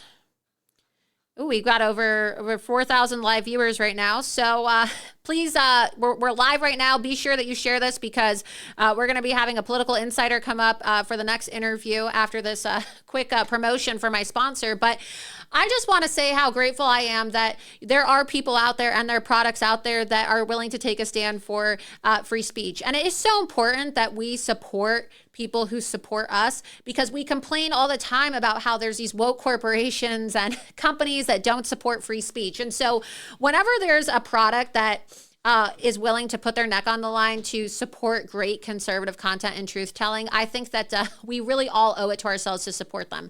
And so I want to take a moment to thank this brand, Genucell. If you've been watching Loomer Unleashed, then you know that I've been using Genucell since I have signed with Rumble. And Genucell is a really incredible skincare line, and it's they're now promoting the most advanced Genucell ever, Genucell 3. And Genucell 3, it's great skincare. A lot of you are always asking me how my skin looks as good as it does. I'm not perfect, of course. I have blemishes sometimes, and I'm always so tired. I mean, this weekend, I think that I I went to bed at like 1 o'clock or 2 o'clock in the morning on Friday. And then I woke up and I had to wake up at 5. I got 3 hours of sleep and I had to drive this weekend to go to that Florida Freedom Summit. And my eyes were just so puffy. You know, I looked like I had a bee sting. And what I did is I put the Genucel 3 eye cream on my eyes. Ooh, whoa. I just exploded that product everywhere on camera. I think I squeezed it a little too hard. But you can see now this product is like literally on the desk here. That was interesting. But it's really soft and silky, and you can actually just put it on your eyes and wow, that just really exploded all over the camera right there. This cream, it just goes on so smooth, and you can see it literally just exploded all over my desk right here. But I like the way it feels. I'm putting it on my arm right now. It goes under your eyes, but it's very light. It doesn't feel greasy at all. It doesn't feel oily. Like, it doesn't leave any residue. And, you know, obviously, like if you're putting makeup on your skin, you're not going to want to have like a lot of like a sticky feeling on your face, because a lot of creams and a lot of lotions will give you that weird residue, and it makes it really hard to then put your makeup on. But yeah, that just exploded all over the place, and it worked very well. And by the time I got done with my 2-hour drive, my producer's giving me a rag to clean this up. Wow, eventful show tonight. By the time I ended up getting to Kissimmee for this event, my puffiness on my eyes had decreased substantially. And so the way this works is Genucel 3 combines several different products, including hyaluronic acid, icereal, goji berry, caffeine, and green tea. And it makes the bags under your eyes and the puffiness in your face, if you are, you know, stressed out, or maybe you don't get a lot of sleep like I do, it makes it just completely disappear, along with dark circles, fine lines, crow's feet, and it really just kind of firms up your eye contour area so that you don't have really dark bags. And of course, you know, that's important for me because I'm always on camera, and with all these lights, you know, you can see all that stuff. And so and it smells really good too. The entire studio, just because I just exploded that entire bottle all over these really expensive cameras, hope I didn't damage anything. It smells really nice. It smells very fresh too. So you're not going to have, it's not an overpowering scent as well, like some skincare has. It's just really light and fresh, kind of like I don't know how to describe it, but it's a pleasant scent. So if you want to have longevity for your skin and you want to look 10 years younger, this is the first Genucel to provide instant hydrating minerals so that it feels just like a facial at the spa, and not just on your face, but obviously I just put that cream all over my hands as well. It makes my hands feel really moisturized now too. It's intended for your face, but really exciting news, because it is fall and the seasons are changing and it's starting to get colder outside, which means that sometimes your skin gets drier. You know, I don't know about you, but I personally, when I used to live in New York, my skin would get so dry whenever I was in a really cold climate. And so I always had to use extra moisturizer and hyaluronic acid products. And those are really expensive products, the hyaluronic acid. But the new Genucel 3, okay, that's included in the Fall Classics package, on their website at genucel.com, has a crazy introductory discount. The Fall Classics package include the Genucel jawline treatment for a firmer, tighter neck and jawline. And you also get the Genucel anti-wrinkle moisturizer and the vitamin C deep firming serum. And so you can see their website here, genucel.com. And the great part about it is that because you are viewers of mine, and because Genucel is so great and they've decided to partner and sponsor Loomer Unleashed, they are giving all of you an exclusive deal on these packages ahead of fall. The holidays are coming up. Skincare makes a really great gift. You know, I hate getting gifts that I'm never going to use. Have you ever just gotten a gift before? It's a thought that counts. But do you ever get a gift and you're like, oh, what am I going to do with this? I'm never going to use it. And then it's just like junk in your room. No, you're always going to need skincare, and you're always going to want to look younger, okay? And so it's like having a free spa treatment every single day. And Genucel's so great that they say that if you don't look 10 years younger and you don't get compliments everywhere you go, you're going to get your money back, no questions asked. And so again, they're giving discounts for people, supporters of mine. You go to genucel.com, you get these exclusive discounts, genucel.com/Loomer. You have to use code Loomer at checkout for deep discounts for your deep lines and wrinkles on this amazing fall package. or you can call 800-SKIN-211 now. Again, use code LUMER at checkout. And for results in 12 hours or less, they say the immediate effects included are free. They're so confident in their product, and I'm confident in it as well. You can see I clearly just put this on my own skin, so I don't promote products that I do not use. I don't promote products that I don't use. And so you want to be ready. You want to be ready now for your holiday get-togethers. You want to get ready for your Thanksgiving get-togethers, your Christmas get-togethers, your Hanukkah get-togethers. And so go to genucel.com/Loomer, genucel.com/Loomer, or call 800-SKIN-211. I put it all over my hands because it exploded. I would have put it on my face, but I would have messed up my makeup for the rest of the show. But obviously I do use this product because if it wasn't opened, it wouldn't have exploded everywhere. So I use these products and they work very well. I like them very much. And I'll probably go and buy them as gifts for people too, because who doesn't want to look younger? What better gift can you give somebody than the gift of youth, right? And the gift of getting compliments everywhere you go. Everybody likes getting compliments on the way they look. So again, that's genucel.com/Loomer. Buy them for gifts, buy them for your girlfriend, buy them from your sister, buy them for your mother. Hey, dudes, skincare is really great. I think it's really attractive when a guy has really clear skin and when a guy takes really good care of his face. I think that skincare is for men and for women. And so if you're a man, you could also get this skin firming treatment as well because, men also get puffy eyes and wrinkles too. And we all just want to look good and youthful at the end of the day. So again, genucel.com/Loomer or call 800-SKIN-211. Well, with that, one of the reasons why I sometimes have bags under my eyes and I look haggard sometimes, and why I invest my time and my money into these great products that have hyaluronic acid in them, like Genucel, is because I stay up so late breaking stories and investigating people so that I can bring you really, impactful news stories and exclusive reports. And the story that I broke today, that of course Congressman Santos commented on, exclusive how leftist Judge Engoron is making Trump's New York City's civil fraud trial a family affair. Exclusive New York City Judge Engoron, who gagged Trump, exposed as free speech hypocrite. Two different stories there. I have a lot of sources, okay? And when I break the stories that I break, oftentimes I'm approached by people, okay? I'm approached by a lot of people, and one of the individuals who I was approached by, he does not want to be public with his identity because, he's a political insider. He's a political insider in New York and also an expert on matters as it relates to things like mortgages and real estate and property evaluations. And our paths crossed when, and I won't say his name because he's going to be anonymous because he, is still employed, and it's a very vindictive world out there in the East Coast where a lot of these the governments have been weaponized. A lot of people come to me and they say, oh, wow, you're really on point about this report. By the way, let me give you an additional piece of information because this is my expertise. And our next guest tonight is one of those people, right? And they were able to provide me, as somebody who understands property and real estate valuations, with some information as it relates to people like Arthur Engoron and some of the points that are being overlooked in Trump's civil fraud case, where they're trying to say things like, oh, Mar-a-Lago is only worth $18 million.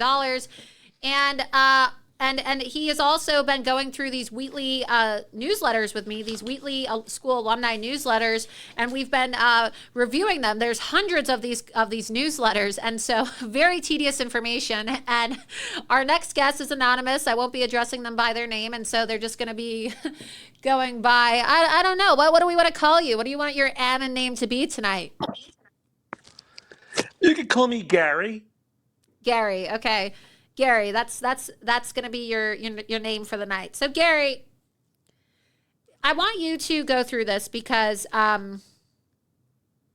you can confirm we have spent many late nights on the phone together. You've been on the phone with me while I've gotten my hair done at the salon, while I'm up late at night at 1 o'clock, 2 o'clock in the morning. We really have been putting in the time and the work on analyzing and reviewing all of Art Engoron's Wheatley School Alumni Association newsletters.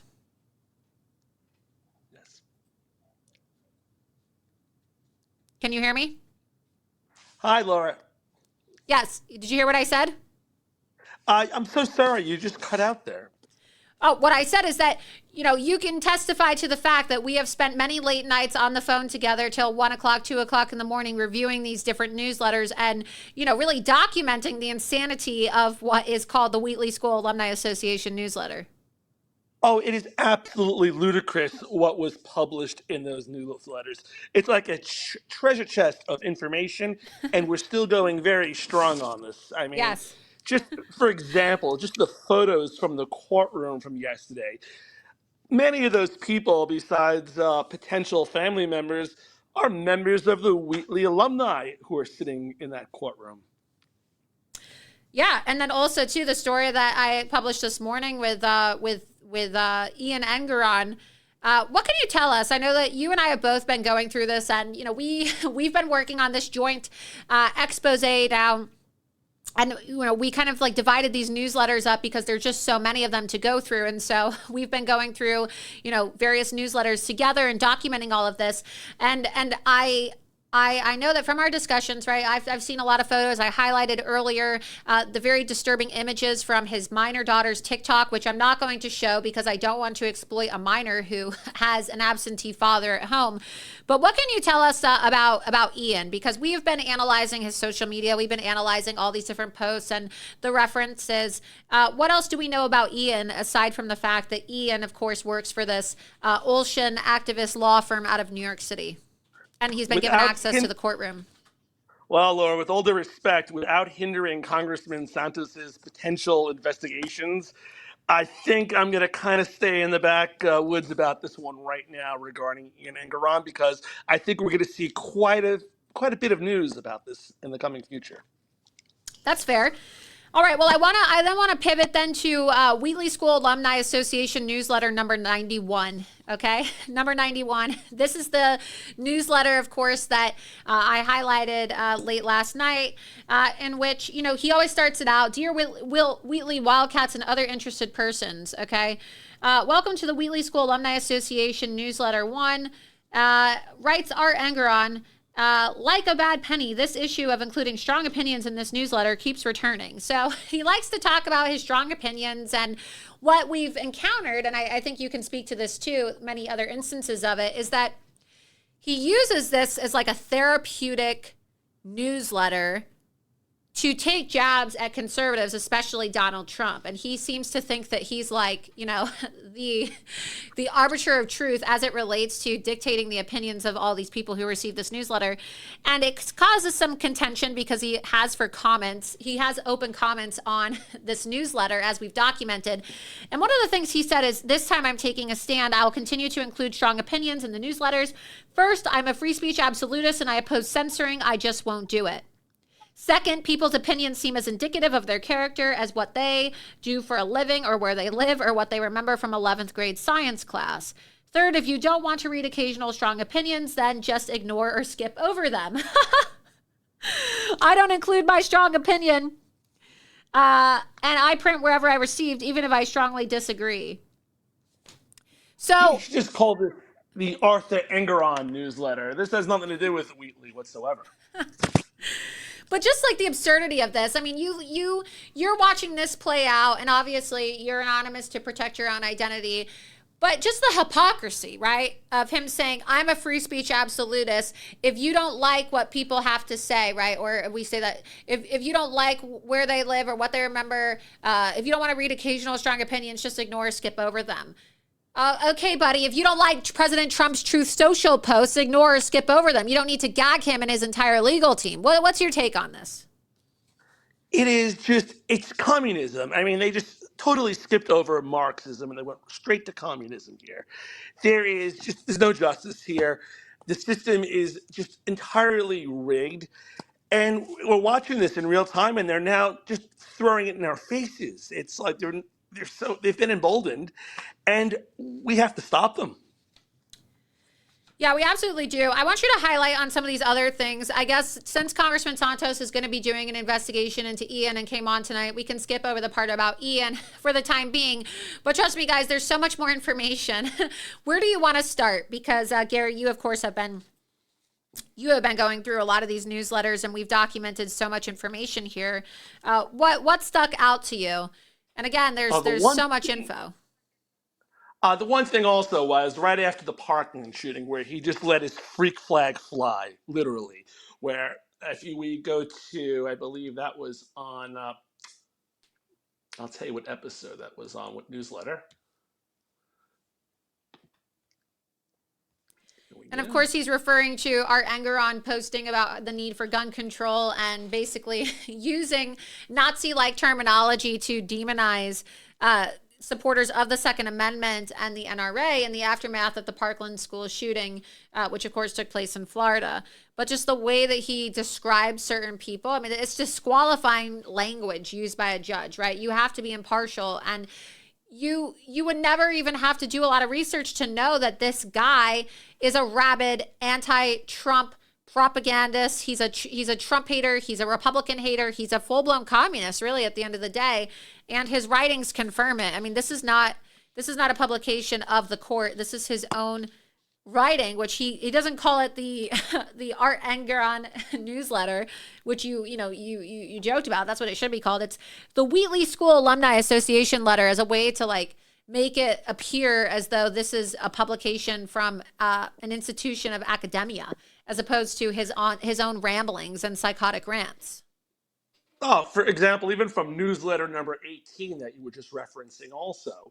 I mean, literally, he should have had to recuse himself from day one, because that's a clear, blatant violation of Section 100.4 of the New York State Supreme Court bylaws here. It's unbelievable what he's done. And we have a report coming out about that as well, but we wanted to release this information tonight because of the virality of it just blowing up. But yes, we have actually documented, we have so meticulously archived, for those of you watching at home, and you can follow along. I'm going to put up on the screen here so that Gary, people can see. And those tuning in, no, I'm not doxing a source. No, he's anonymous, but the name that we're using for him tonight is Gary, okay? Because we're not going to release who this political insider in New York is.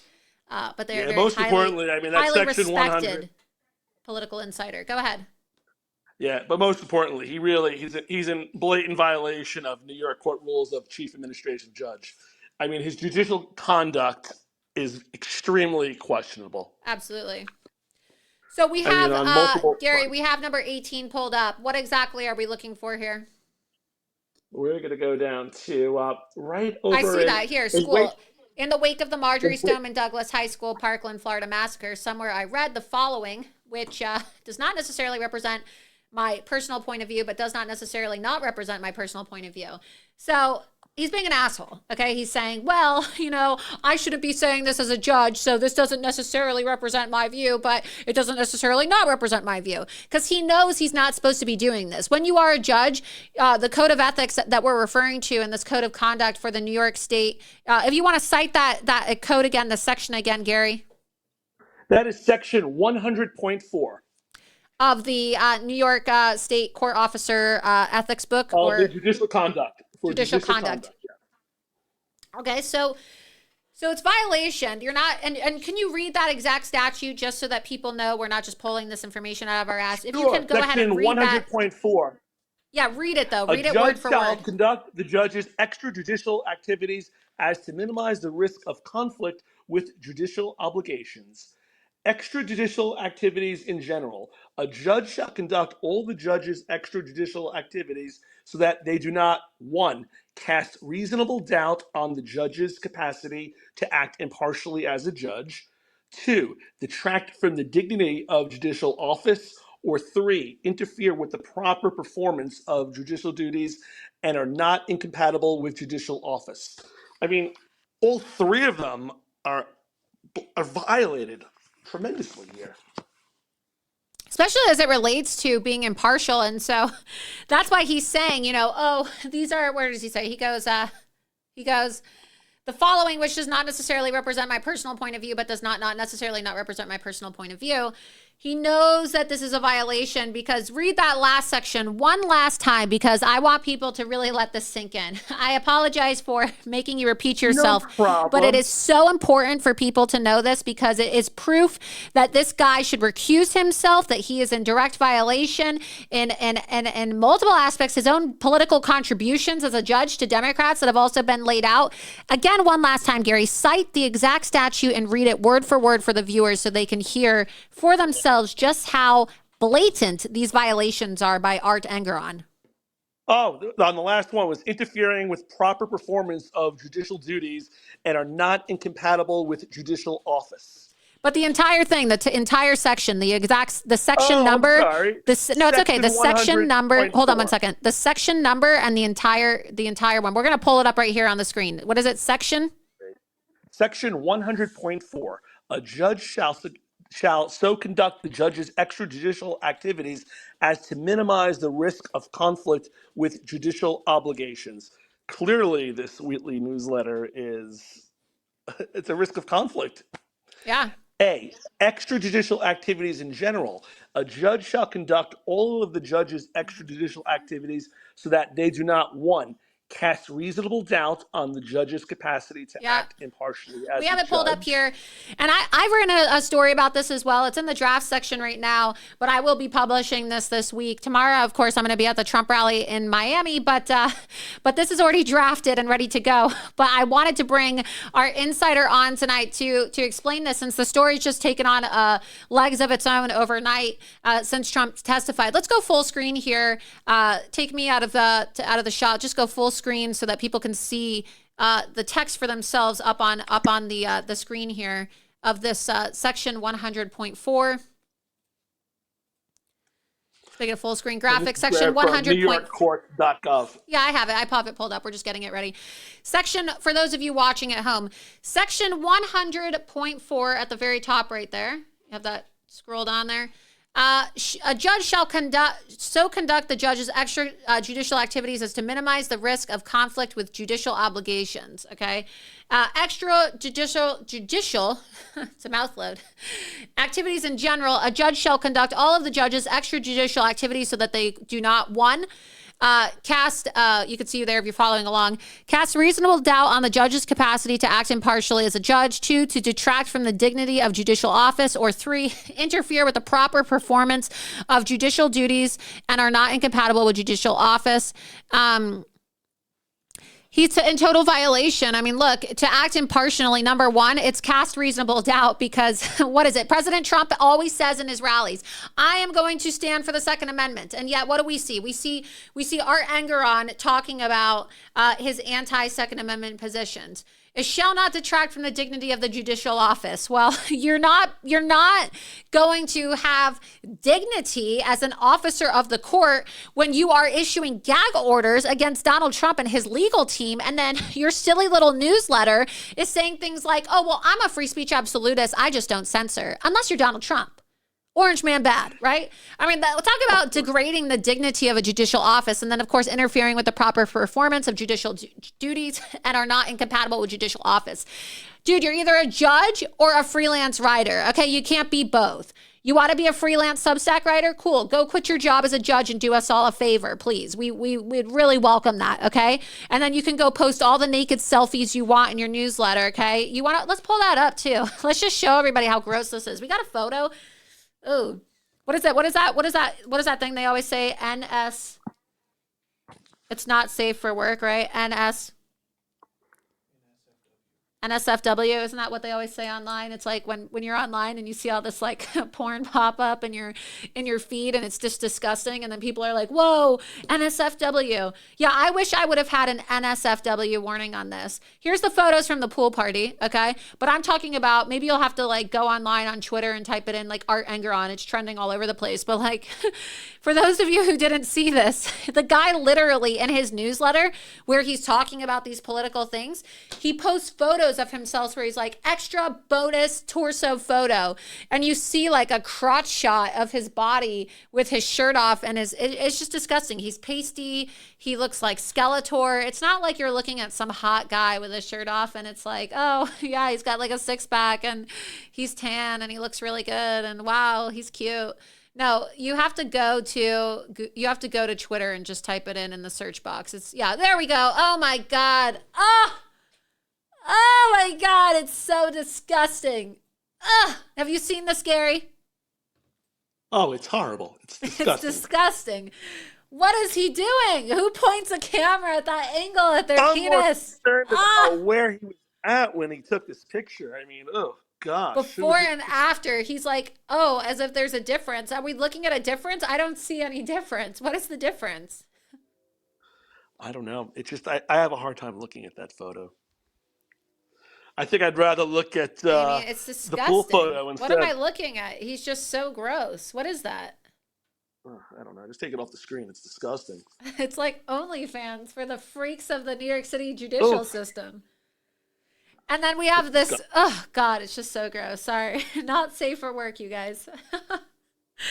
And then we have this pool party photo. I asked Congressman Santos about this, okay? And here you have Art Engeron and then this like heavyset black woman in the corner. And it looks like Tish James. I mean, I don't know. It looks like an exhibit at SeaWorld. I photo just recently of a left arm. I don't know if you had a chance to take a look at that, but that left arm looks very familiar. So let's do some photographic evidence. Okay, so let's pull the photo up of her, okay? And then pull that other one side by side up on the screen. So let's get a full shot of the whale in the pool, okay? My producer is in the process of doing a side-by-side because we're doing an investigation live on air. And then we're going to go to the chat and we're going to ask the chat what they think about this. And you know what else, Laura, we got to do? We got to pull up the date on that photo, and let's notice the frames in her eyeglasses, okay, that are souped up over her head. Let's look at the date on that photo and pull some other dates up and see if we can match those frames up. Absolutely. Okay, so go. We're making a collage right now. Like you're going to be able to see it firsthand. He's putting the side by side. I'm making him do extra work in live time right now, but we're gonna get a poll in the chat tonight because we're gonna see, right, so that you can see for yourself firsthand. That's not normal. The Attorney General isn't supposed to be going to pool parties and plotting how to take, President Trump down while they're auditioning how to be Shamu. Okay, that's just not how it's supposed to work in this country, and yet that's what we're seeing take place. So I think we got the graphic on the screen here. Let's line those arms up. So that you can see for yourself. We're going to get it live right now. We just have this collage. Maybe put them side to side so that everybody can see.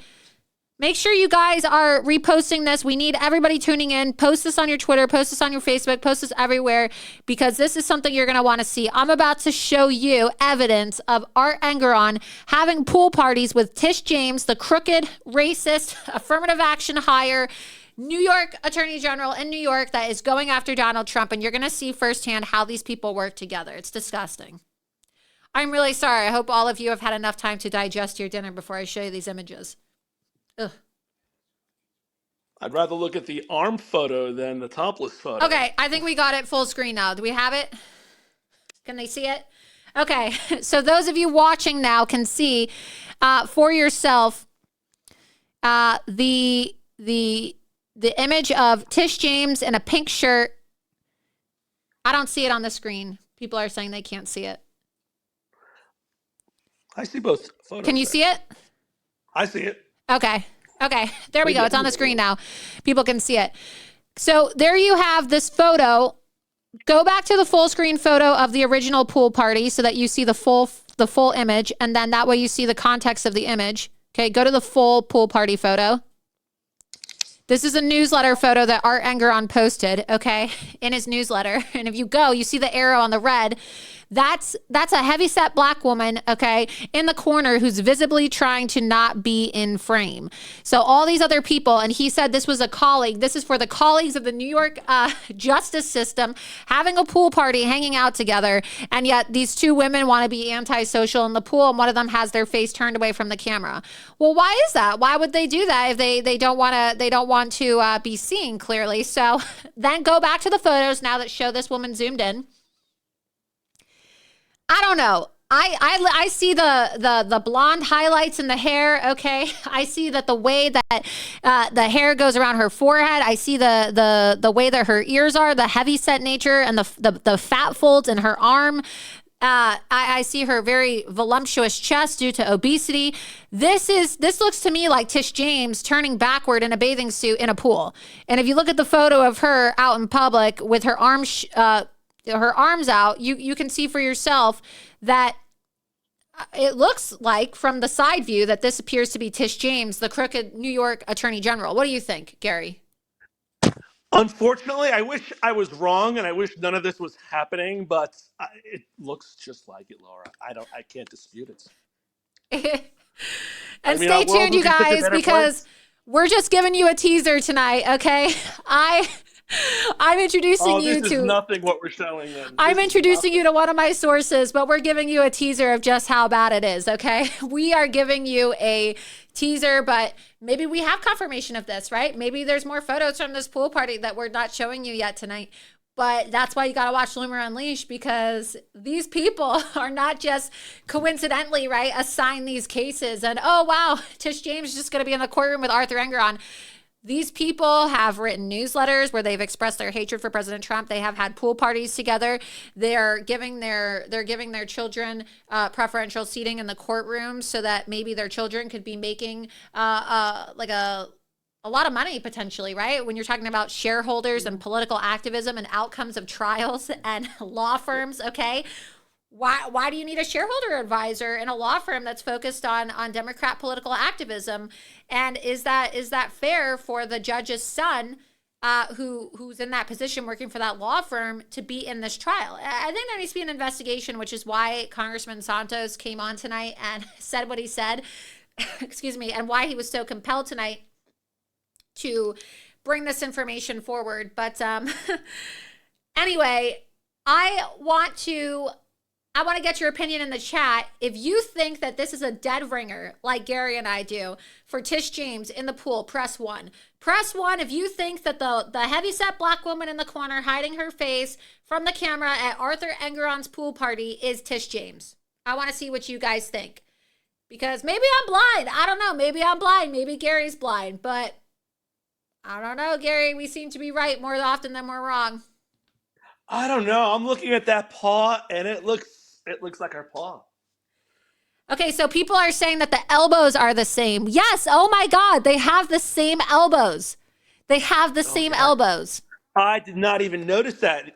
I did not even notice that. I was focused on the fat folds in her arm and the way that the fat coalesces around her shoulder blades. But oh my God, look at those elbows. Those are like dead ringer elbows. So why is Tish James, the Attorney General, hanging out half naked in a pool with Arthur Engeron, who is the judge overseeing the civil fraud trial?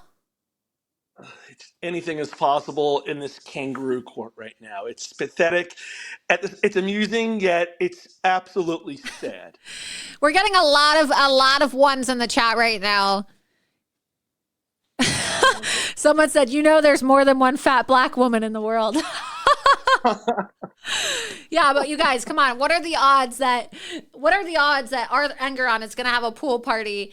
And do you know what number newsletter this photo came from? Because you have the notes in front of you right now. Sure, let me just pull that up. Because people can go and verify this information for themselves. You can access these. Oh my gosh, they totally. Everybody should. Everybody should. This is just so bad. If you want some late night comedy. Please give out the address. Everybody, every New Yorker. What is that? Let's go to the address right now. Wheatley alum. Go to the website. The actual address. Type. WheatleyAlumni.org. WheatleyAlumni.org /blog post. Okay. So go to WheatleyAlumni.org Okay, www.wheatleyalumni.org/blog post. And we need to pull up the exact number. Is this the one? Is it number 115? That's what 115. Okay, it's number 115. I have it pulled up here on the screen. So we're going to show you firsthand what we're talking about, because this is not a conspiracy, you guys. Okay, and we're going to go back to the chat. You need to see for yourself how brazen this is. He is not supposed to be doing this out in the open. And so he has this newsletter that is actually his own newsletter. It should be called Arthur Engeron's Newsletter and OnlyFans account. Yeah, exactly. That's what it should be called.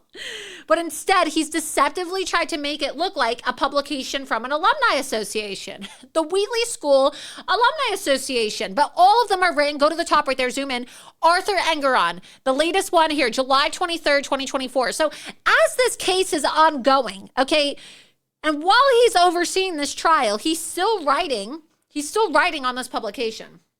So yes, scroll down. You know, he likes to post all these photos. He thinks he's such an intellectual. Scroll down more. It's all from Art Engeron. He takes questions from people. Scroll down.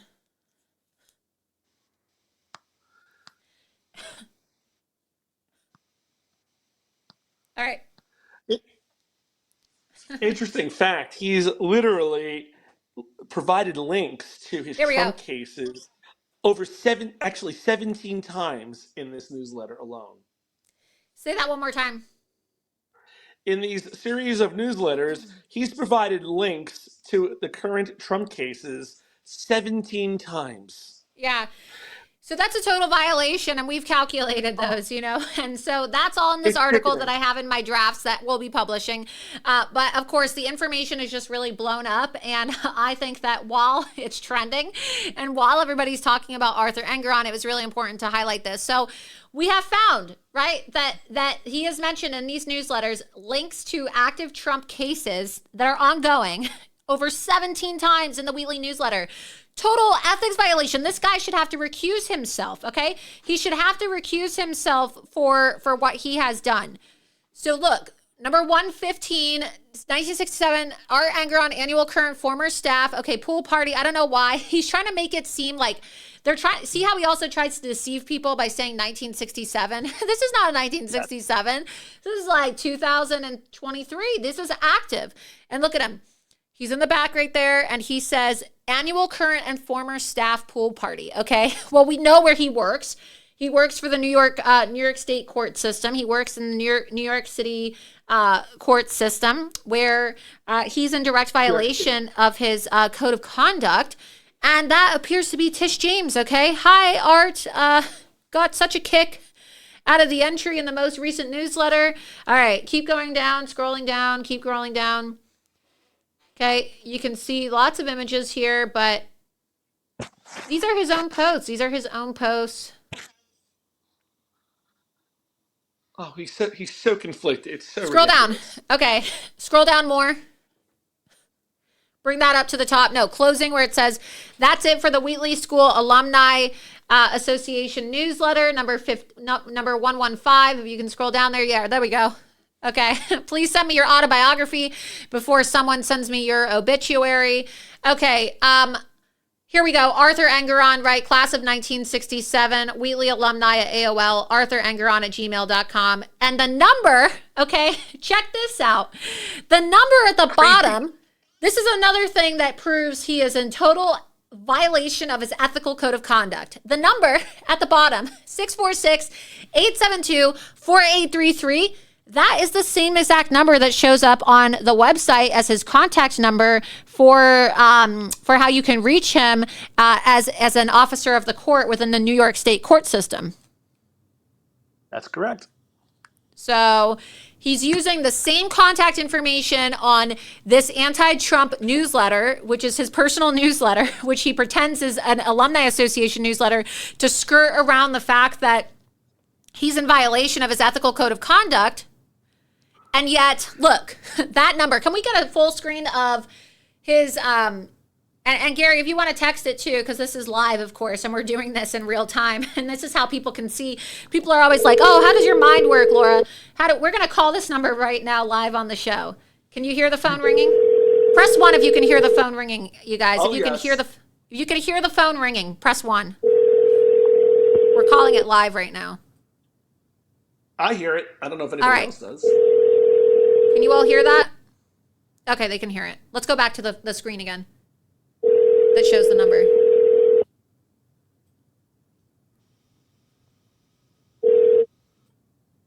Hi, you've reached Arthur and Goran. Thanks for calling. Please leave me a message after the beep, and I'll get back to you just as soon as I can. Bye-bye. At the tone, please record your message. When you've finished recording, you may hang up or press 1 for more options.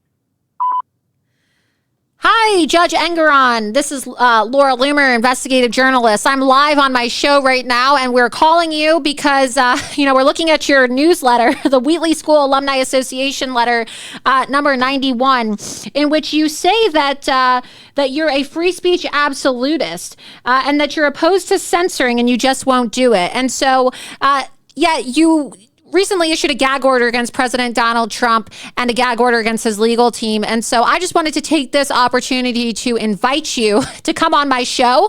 I would like to interview you. It seems like you have no problem sharing your opinions because that's what you do every time you post in the Wheatley School Alumni Association newsletter. And so I want to give you the opportunity to explain how you reconcile being a free speech absolutist with issuing a gag order against President Donald Trump and his legal team. So again, if you want to contact me, you can just call on this number that we called you on from my studio. This is our phone from the production room. It's 772, to make it easier for you, 772-634-3560. That's 772-634-3560. Again, my name is Laura Loomer, investigative journalist, and I just want to invite you to come on Loomer Unleashed, okay?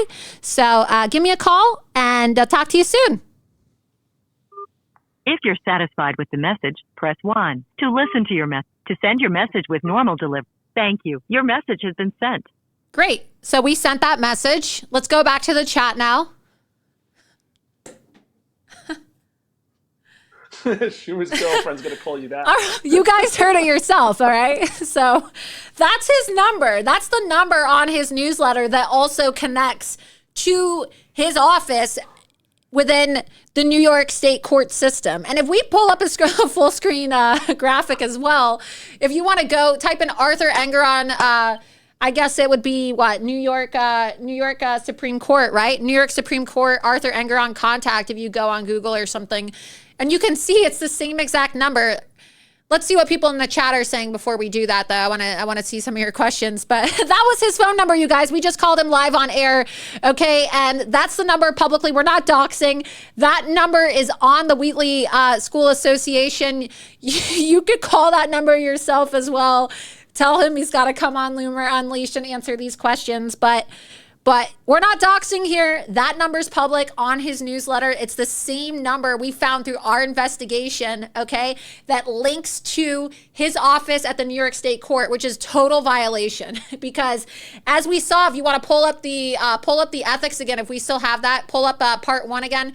Go back to the screen that we had up earlier that had the ethical code of conduct, if you can. Extrajudicial activities. Okay, section 100.4, a judge of the New York Courts .gov website, code of conduct. A judge shall so conduct the judge's extrajudicial activities as to minimize the risk of conflict with judicial obligations. Extrajudicial activities in general, a judge shall conduct all of the judge's extrajudicial activities so that they do not, 1, cast reasonable doubt on the judge's capacity to act impartially as a judge. Well, as I just showed you, okay, we have reasonable doubt on this judge's ability to be honest because he said that he's a free speech absolutist. And clearly he's not a free speech absolutist because he just issued a gag order against Donald Trump and his legal team. And the number on these newsletters in which he's making anti-Second Amendment comments, anti-Trump comments, over 17 in these newsletters, 17 links to active Trump trials while these trials are still taking place. He needs to be recused. A formal complaint needs to be made against Judge Engeron, citing section 100.4. 100.4 is the section if you want to file an official complaint against Arthur Engeron. And do we have his website pulled up? Did you find that, Gary, the website for the New York State judges section for the contact information so that we could prove to everybody in the chat right now that this is the same number on his website? Yes, I have that right up here. I'll forward Just that do right me a up. favor, text it to my producer really quick to make it easy because we're doing Certainly this. will. This is all live production, you guys. We're doing this in real time. So for those of you, if you want to go back to the chat really quick and you can see, a lot of you are always like, wow, Laura, how do you break all these stories? Like, how do you get this information, right? It's collaborative. It's collaborative. And, you know, I have received a lot of comments from people who really enjoy this and they say, oh, why don't you start a Twitter space so that you can teach people how to do this too? Or now that I'm on Locals, you know, follow me on Locals. You can click at the bottom of my Rumble channel live right now. Follow me on Locals because, you know, I am going to start subscriber only spaces. And this is going to be paywalled content. You know, I make a lot of my content free, but this is going to be stuff for paying subscribers. If you want to learn how to take down these deep state officials and how to expose them the same way I'm doing live right now with my source on this show, I'm going to be launching a subscriber only space on Twitter and Locals probably twice a week, so that you too can learn and we can collaborate together in real time on exposing and taking down these people, right? So let's see. If you like that idea and you want to participate in these collaborative spaces, press 1 in the chat because I was thinking about this and I didn't know if people wanted it. I didn't know if that was something that you wanted as one of my viewers. But if this is something that you would appreciate and you would enjoy and you would pay for, let me know, because if so, I want to invest more time each week into teaching you how to do this. So press 1. All right, do we have it pulled up on the screen? No, I haven't pulled it up yet. Arthur Engeron right here, 646. So the number that we have.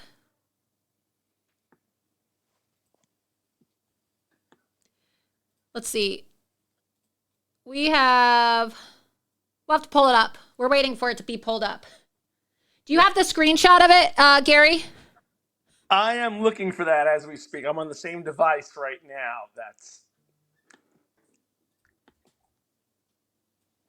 We'll pull that right up.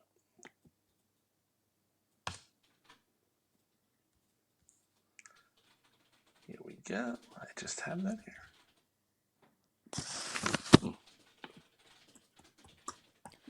We took screenshots of this the other night. Like I said, we were gonna publish this report, but we just decided that it would be really exciting for you all to see this investigation in real time. So we decided to just do it live tonight, so everybody could watch it in real time to see how we piece all this information together. So we'll pull it up right now. Engeron. I just had it here. It's a little bit. Let's see. We just had it here. You have the screenshot?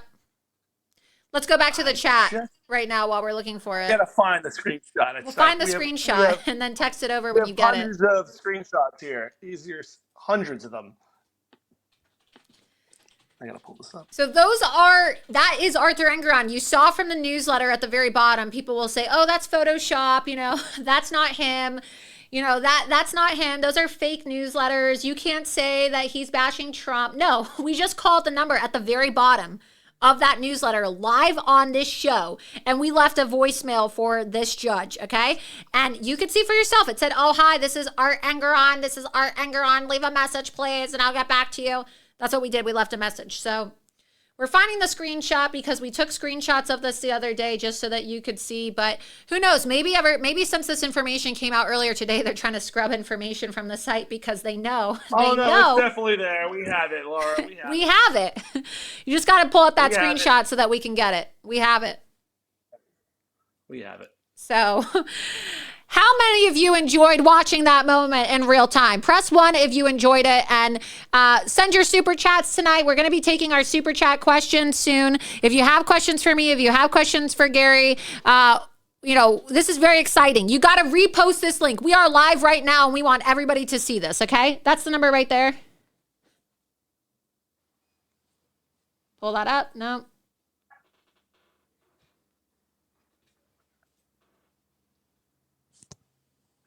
Did you find it? Okay, we have it pulled up now, you guys, so that you can see it. All right. Oh, it's doubling up again.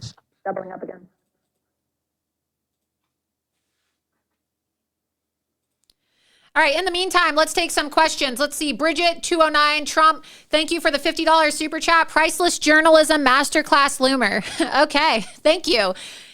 You guys, if you like this work and you want to keep on supporting my work, send in your super chats at the bottom right there. You just click the little dollar sign and, we take your questions. We try to take questions from everybody, but obviously if you send in a super chat on the show, your super chat gets sent to the top. You can see you send in a super chat by clicking the dollar sign below the chat. I will read them at the end of the show and also during the show. So we have that graphic pulled up right now.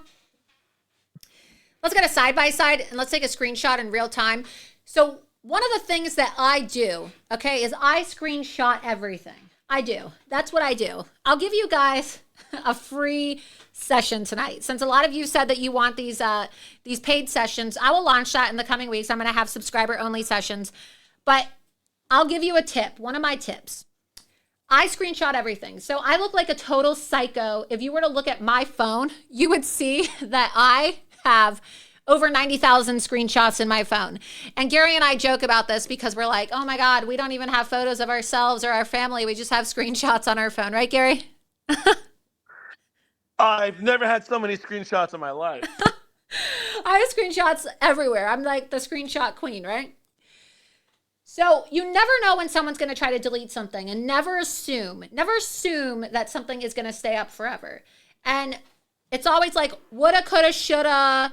Oh, only. You never want to have somebody just take you at your word. You want to always be able to show the receipts. So if you're investigating someone and you see that you're picking up on pattern recognition or something that you think is alarming, take a screenshot of it, okay? Take a screenshot as documentation. Do we have this pulled up now? We do, don't we? You got it right in front of you. Okay. Can you guys see this on the screen? Let's make this full screen. So let's get the photo of his newsletter, the bottom one that we called Live on Air. That's on the screen. People can see it. Okay, great. So live production, folks. You see it says Arthur Engeron. I'm looking at the screen right now. Arthur Engeron, Wheatley alumni at AOL.com, artengeron@gmail.com, 646-872-4833. Okay? You're seeing that with your own eyes, just like I am. It's on video for everyone to look. Newsletter. We called it. We called the number. We left a voicemail live on air. Now, pivot. Okay? This is from, scroll up, State of New York. It has Letitia James's name on it. Oh my God. You guys, we got to save this PDF. This is going in the article, okay? I told you that we were going to break this story live on air in real time as opposed to publishing it first so that you could see how exciting this is. What does that say? 10/6/2023, Appellate Division, okay? October 6th, State of New York, Office of the Attorney General, Letitia James, Attorney General, okay? People versus Trump. People, scroll down. Oh, no, go up to the top right there at the top. Okay. Honorable Susan Molina Rojas, Clerk of the Court, Supreme Court of New York, Appellate Division, First Department, 27 Madison Avenue, New York. Okay. People versus Trump number 2023-04925. Okay. Scroll down. Okay. A lot of pages right there. A lot of pages. Keep going. Exhibits. Okay. Now you have emails. Okay. What does that say? What does that say right there? Okay. Justice Engeron, 646-872-4833.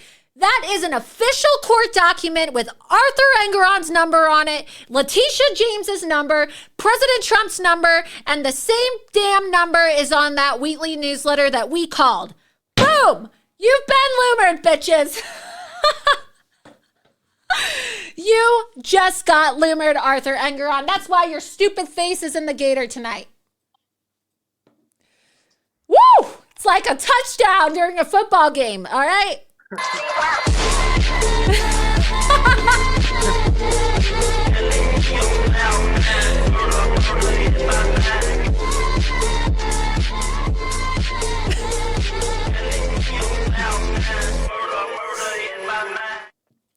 Alrighty, so look, receipts don't lie, you guys. God, it's like I get so hot. It's like hot in here now, you know, because I just get like so pumped up. There's nothing better than exposing these corrupt communist thugs in real time, okay?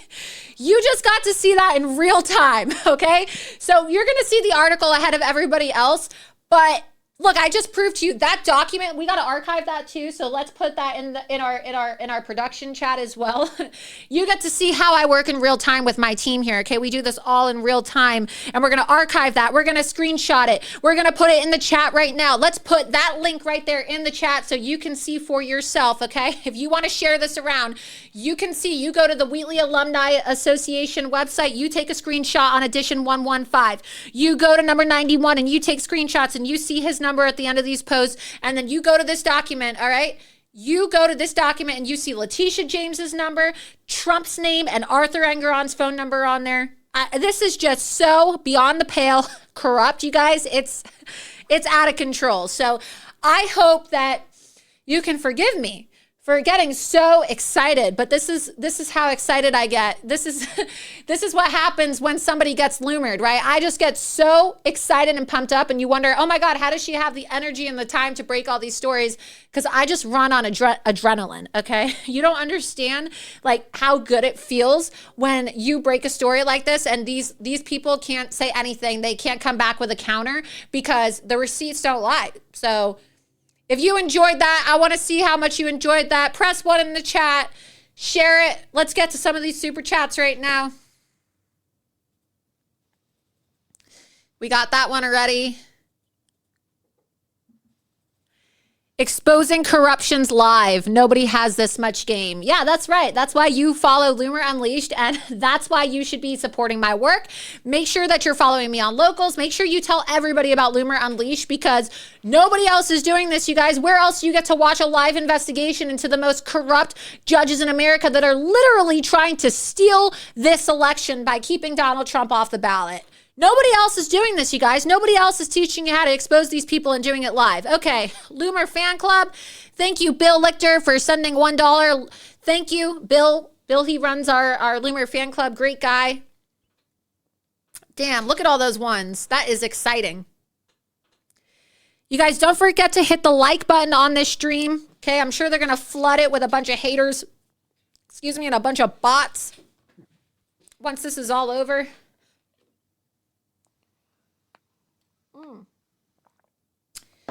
On our next edition of Loomer Unleashed, we are going to unveil Justice Engeron's Grindr account. Well, probably, I'm predicting, right? I'm sure that's coming next, right? There is so much. This is a treasure chest of information here. It's unbelievable. I mean, what do you think about this, Gary? You and I get super excited about this. I mean, we're on the phone when I'm at the hair salon getting my hair done. We're up late at night, and you call me. It's so funny because you're like, you'll text me and you'll call me and be like, oh my God, all caps with exclamation points. And it just gets worse, you guys. Every day it just gets so worse. You cannot believe the corruption in front of your eyes. It is so damning.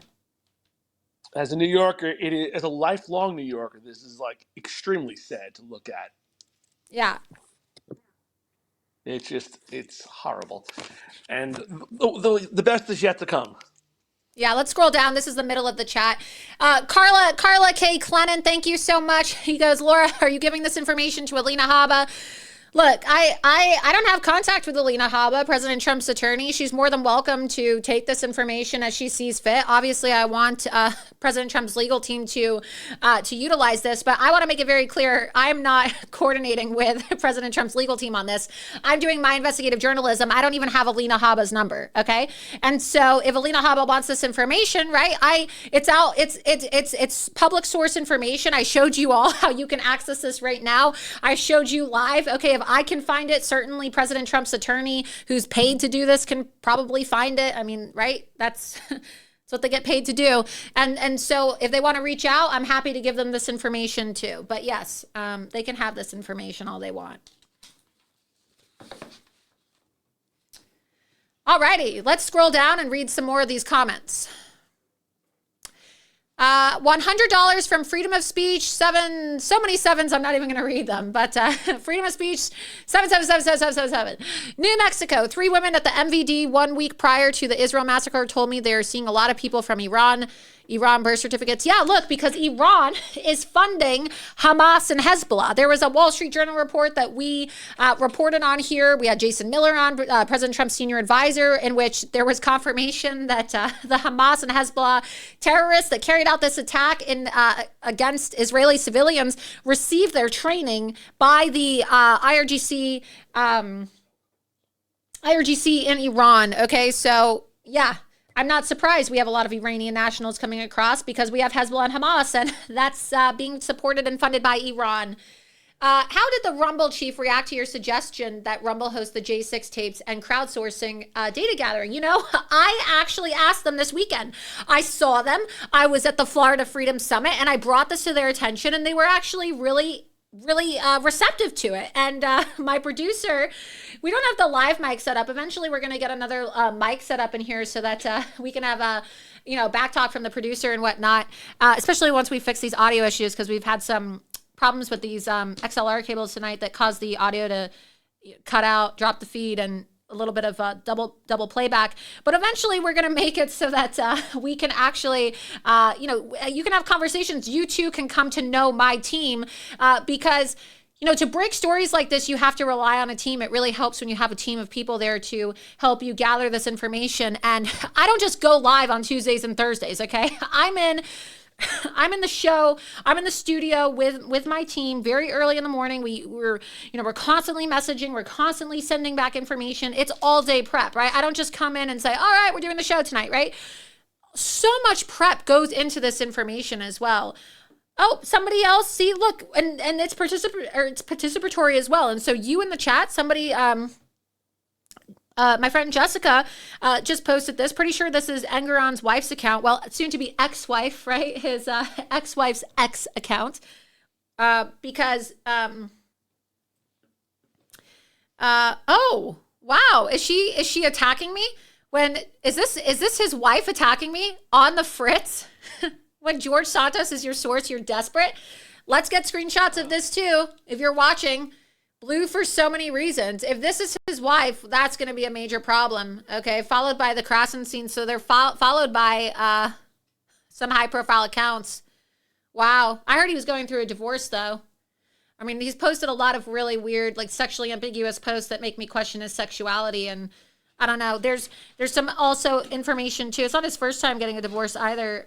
This judge has had several issues. In fact, if you go to the top of my Twitter feed, I'll pull it up right now. Laura, we could do a whole week of episodes for Krasenstein. That's another one coming up. Yeah, but Gary, the thing from the Jewish Telegraph Agency too, Gary. This post that I posted a couple weeks ago. Actually, I'll pull it up right now again. Hold on, I'm pulling it up. I sent it to you earlier. The one about, let's see. All right, I posted it on October 2nd. While Arthur Engeron was the law secretary of the Manhattan Supreme Court Justice Martin Schoenfeld, he compromised the outcome of a case by secretly dating the secretary of the plaintiff's lawyer who had a case pending before the judge. His unethical, I'm going to repost this too, so it's at the top of my feed, and I'm going to put this in my chat as well so my producer can pull it up for you guys. But yeah, we have it up on the screen right here. He has a history of engaging in unethical behavior, and his actions of illegally communicating with parties involved in a case without public disclosure has damaged the credibility of the New York Supreme Court. In 2002, counsel for the opposing party in the case recommended the New York Supreme Court conduct a criminal investigation into Arthur Engeron's behavior. Arthur Engeron can't be trusted to oversee this trial ethically. His previous behavior proves this. So this guy couldn't even keep his dick in his pants while he was overseeing the case.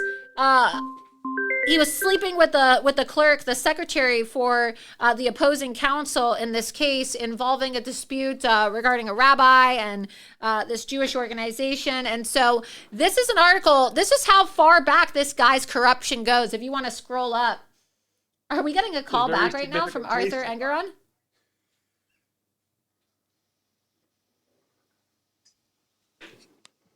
Did he call back?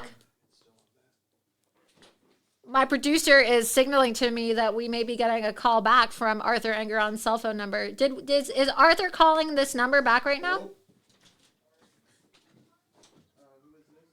Wow. I think we just got a call back live on air, you guys. I think we may have just gotten a call back. So they're checking that out in the control room. Scroll up so people can see this date.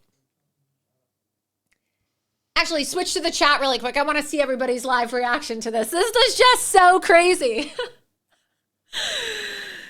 Oh, yeah, you can subscribe to me on Rumble. Somebody says you can subscribe, but what you do is you subscribe on Rumble by becoming a monthly subscriber on Locals, and that's tied in at the bottom of my Rumble as well.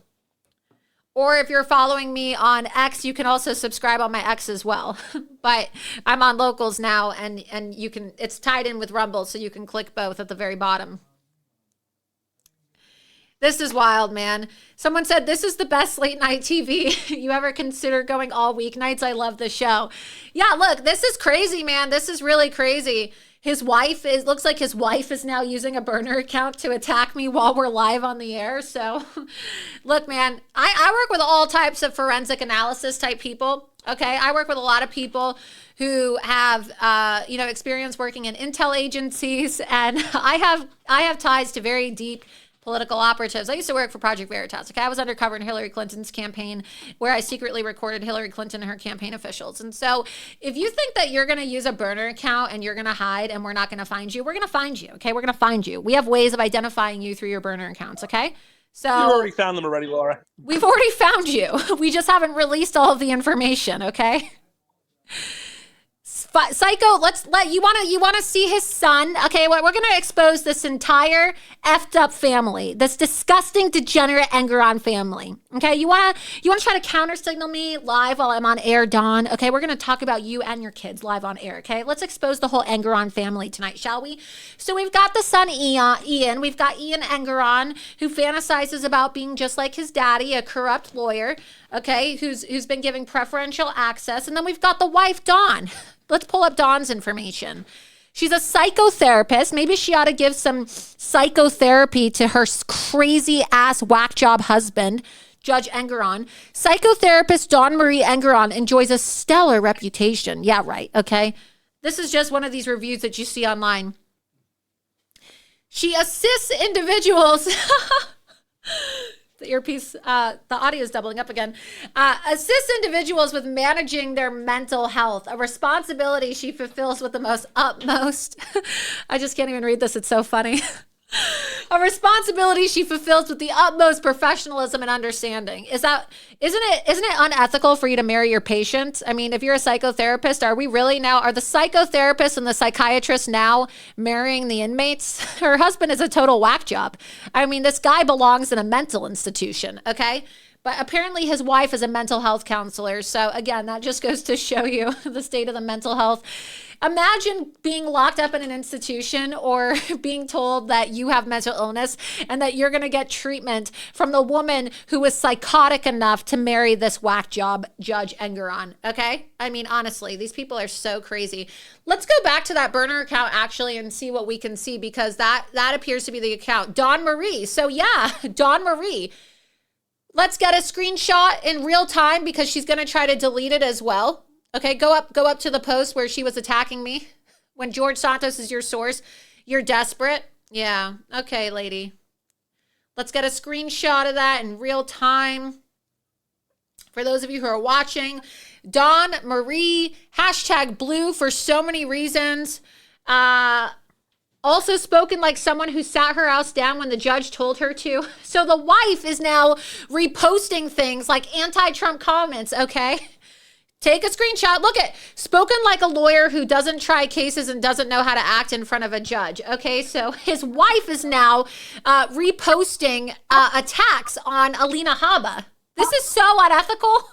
He has the son. He's got a degenerate loser son in the courthouse, okay, where he's probably making money as a shareholder advisor for a leftist activist law firm. And then he's got his bitch ass wife, okay, on Twitter using a burner account, posting attacks on me and posting attacks on Alina Habba.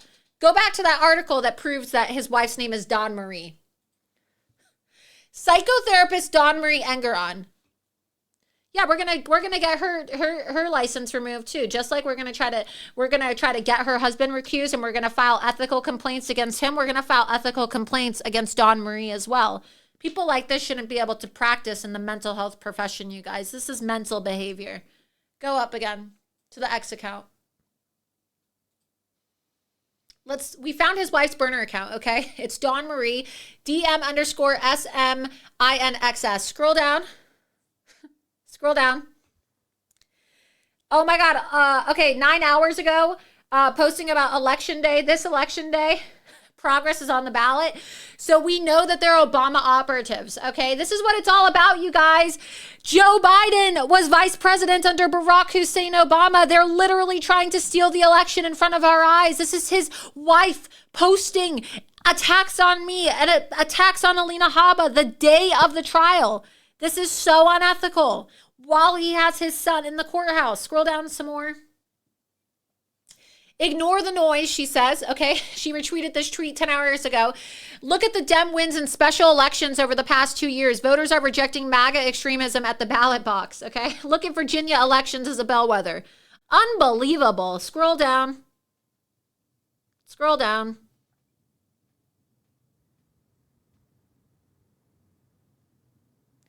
They're talking about Trump lost. What does that say? Trump lost. So it's a $100. So our Engeron, his wife today, 9 hours ago, posted this. Trump lost $100 prank drop cards. Okay, a 10 per pack, and she reposted this. Okay, and look what it is. It's a fake $100 bill, and when you open it up, it says Trump lost, LOL. So it's a prank. So this is the judge who's overseeing the case in an election year. I mean, these people are Trump haters. This is enough to recuse yourself. This is just unacceptable behavior. Mueller, she wrote. Oh my God. His wife is literally retweeting one of the largest pro-Russia disinformation accounts online. When I say Russia disinformation, I'm talking about like the perpetuator of the Russia collusion hoax. Okay, it's a large account. It's got almost 1 million followers. Mueller, she wrote, is the name of the account. It's a notorious Democrat account online. And look what she says. She retweets this, okay?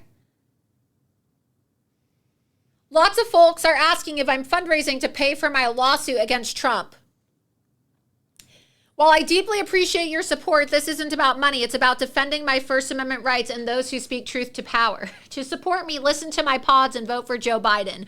So our Engeron's wife, I hope that people watching this are screenshotting because I'm live on air right now and I can't do it, okay? But if you are watching this, you need to screenshot this. This is evidence, okay, of Arthur Engeron's wife today, 23 hours ago, less than 1 day ago, retweeting things, encouraging people to donate to a woman who is in a lawsuit with President Trump and saying, vote for Joe Biden and help me sue Donald Trump. So how is this acceptable? How is this acceptable for this judge to be overseeing this when his wife is doing this out in the open? Let's go to the chat. We have to just see people's comments and their questions and their reactions to this because this is just like unbelievable. It's astonishing. Unbelievable corruption. Make sure you guys are reposting this. This is live right now. Everybody needs to see this. Scroll up because we missed a lot of the messages earlier. We got a new $20 super chat too. Scroll down. Oh, this is the best late night TV. Yep. Well, we'll see about expanding the show. Scroll down. Wow. To be fair, she made a point about Ron DeSantis I wanted to look into further to see if she was being fair or not. Okay. I love Laura and her work. I had no guy. This guy was this corrupt. Yeah, he's corrupt. All right. Great show, Loomer. The Christie exposure live was great. Oh, yeah. We didn't even get to that tonight because, you know, we've been exposing this. But we can actually show that clip right now before we go because we're usually live till about 11 Eastern. So, look, we're going to have to do another show on this. And my investigation, Gary, you're still there live right now. What do you think about this? The fact that we're getting attacked in real time by his wife. That means they're hiding something. They're not attacking us. They're just running scared. Gary? They're running scared right now. You're going to have to, I hope you're screenshotting all this while I'm live on air. We're going to have a lot to talk about. We're going to have a lot of late night calls this night, Gary. Are you prepared for that? Oh, no. Yeah, we haven't even gone through like a third of this treasure. You guys, this is just one newsletter. We're just touching the surface of one newsletter. There's hundreds of these newsletters, okay? This is just us talking about one or two newsletters, okay? And look at everything that we've been able... Look at everything we've been able to uncover, okay? Look at everything we've been able to uncover by just showing you two newsletters and looking at things in real time. There is so much that's there. This judge is so corrupt, he needs to remove himself. He shouldn't even be able to practice anymore.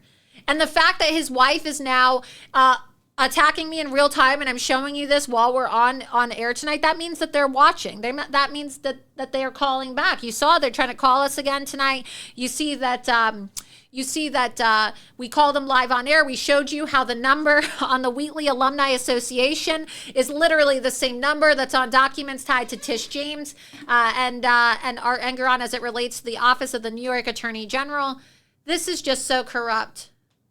We need some levity right now. Let's play the Chris Christie clip from when I loomered Chris Christie this weekend at the Florida Freedom Summit and asked him about weaponization of government. I saw him there when I was listening to President Trump speak. Well, before President Trump arrived, but all the candidates were there, and I just had to catch up with them and ask them some questions. So tune in. It's loomer time. Why are you supporting the weaponization of government against President Trump? I'm 19 years old. I'm a mayor. What's your name? Right here. My name is Diesel DePia from Edgewater. Congratulations. Excuse us. Sorry, guys. Come on. Hey, come on. Hey, buddy. Make it a whole Governor Christie. Come on. You got to get a vote. Thank you so much. Appreciate it. Why are you supporting the weaponization of government against President Trump? Hey, what's your name, buddy? That's What's your stop? Back off a little. Why is assault? What are you doing? Back off a little. Hey, nothing. Why are you supporting the weaponization of government against President Trump? Hey, Scurdy, this guy's getting crazy. Focus. Why are you supporting the weaponization of government against President Trump? Who are you? My name's Laura Loomer. Oh, gosh. You're the crazy person. I'm the crazy person. I think you're the crazy person supporting the weaponization of government against Donald Trump. You think it's okay when you have a personal vendetta against Donald Trump because of the Kushner family, and now you want Donald Trump to get locked up? Oh, excuse us. You don't need to run for president, fat ass. You need to get on a treadmill and run.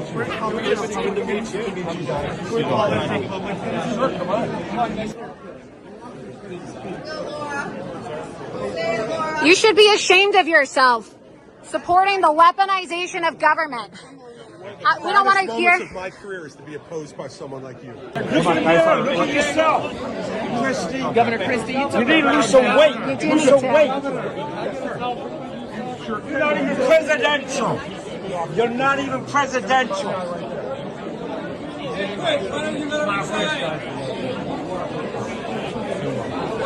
All you good is for photo ops.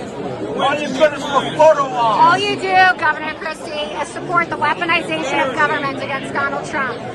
You're a rhino. You're nothing but a rhino, socialist. You think people here really want to entertain your bullshit today? Talking about democracy when Donald Trump has a gag order on him when he's the leading candidate in the GOP primary? It's election interference. Hey, can I have a card, please? I'm trying. You talk so much. You talk so much shit online, but you don't want to answer the question about why you support weaponized government.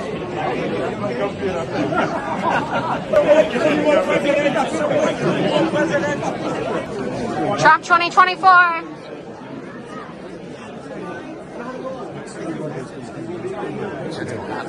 Trump 2024. So are you going to answer the question?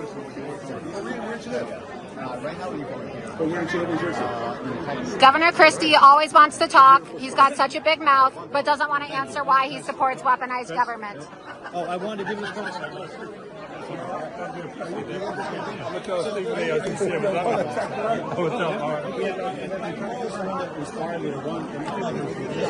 You're never going to be president, Governor Christie. You might have a heart attack from eating too much, but you're never going to be president.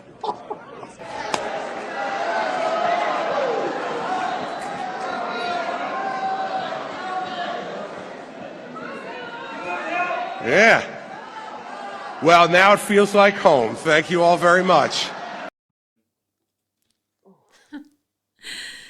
So what did you guys think about that? You know, President Trump loved it. He posted it. We have that screenshot I posted today. President Trump actually shared the video. He shared the video of me, Loomer, and Chris Christie. Did you guys like that? What did you think about that, Gary? Oh, I'm like still laughing. I can't believe it. Did you like that? It's good, right? I think I'm going to become a vegetarian now after like looking at him. Yeah. It's pretty crazy, isn't it? Oh. It's just so crazy how these people, they love talking so much shit in person, you guys, and then they just run their mouth and they run away.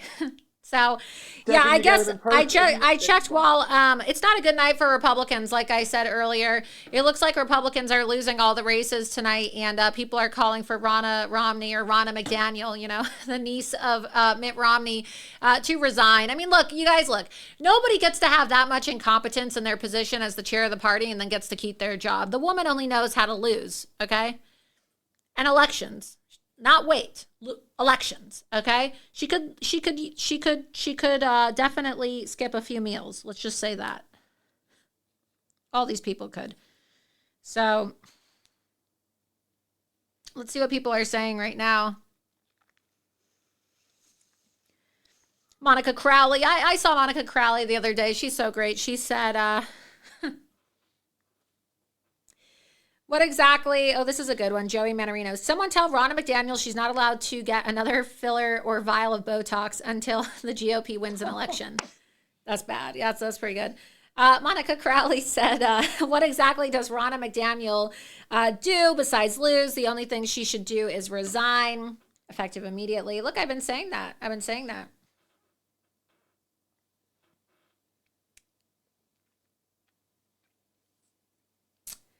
Wow. Everybody's pissed, man. Everybody. Look, I talk about it all the time, right? If you watch this show, you know that we don't really have high hopes for the Republicans. That's why I was like, I was talking to the producer. Do you think I should do live election night coverage, or should we just expose, you know, all these corrupt officials? What am I going to do? Sit here and pretend like, oh my God, the Republicans are going to take back the Senate in Virginia, you guys. Oh, we're going to unseat the radical Democrat governor in Kentucky tonight, you guys, while the Republican Governor Association Chair Kim Reynolds is busy flirting with Ron DeSantis at an endorsement rally when she should be doing her job and helping Republican governors get elected. Seriously, F these people. They don't do anything, and they make money just lying to all of you. They're crazy, and we just got to stop supporting them. The Republican Party is worse than the Democrat Party. Ugh. They don't do anything. For a Democrat. Oh, they must have Stockholm Syndrome if they're voting for a Democrat. Yeah, but it's like, why do people want to go out and vote Republican at this point in time when the party's so weak? I mean, what have they done, you know? What have they done? Whatever. I told everybody I ran national TV ads. One of the things that I did before launching my show is I was an ad designer and an ad creator. Okay. And so when I finished my congressional campaign, I actually did some PAC ads.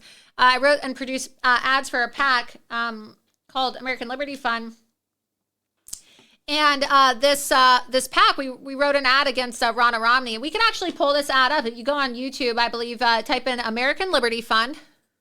And you can see the ad that we ran against Ronna Romney not too long ago. Let's see, American Liberty Fund. Liberty Fund.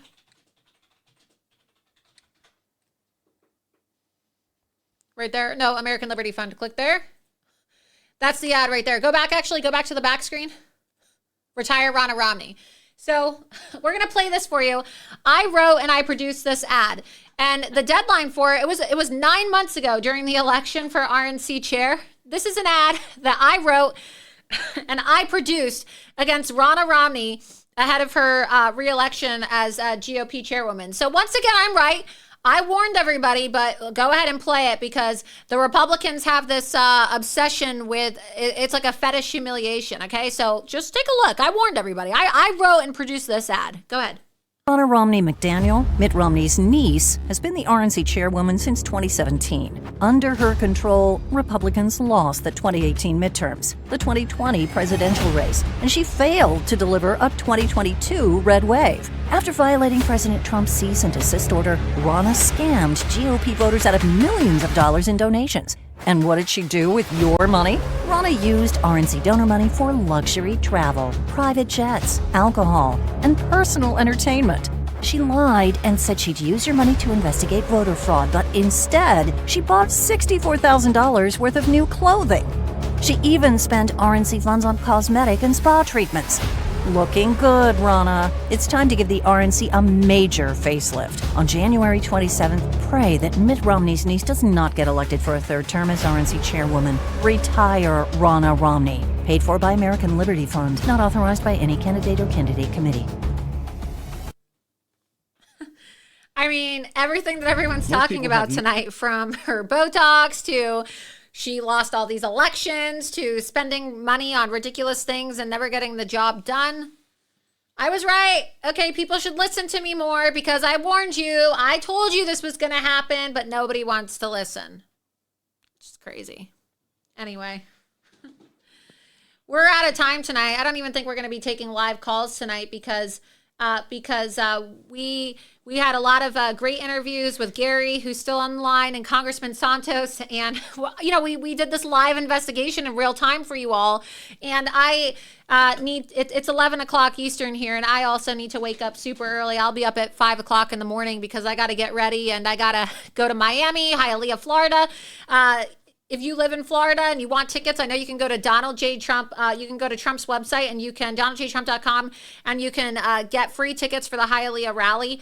I have to wake up super early and be there, you know, to prep with my team, and we have to get everything set up. And so we did a lot tonight. We took a lot of extra super chats, and so that will take the place of some of the live phone calls. But look, you guys, we would be here all night long if we were talking about this, if we continue talking about this, because there's just so much corruption to expose, okay? We got another super chat. Romney's niece Ronna is there because she simps for the deep state rhinos. Absolutely. It's out of control. But if you enjoyed this show tonight, press 1 in the chat. Be sure that you're liking and follow me on Rumble. I know that a lot of you are watching live. You need to download the Rumble app, create an account, or just download the app and follow me, Laura Loomer. Like this, share this, because everybody needs to see this for themselves. Everybody needs to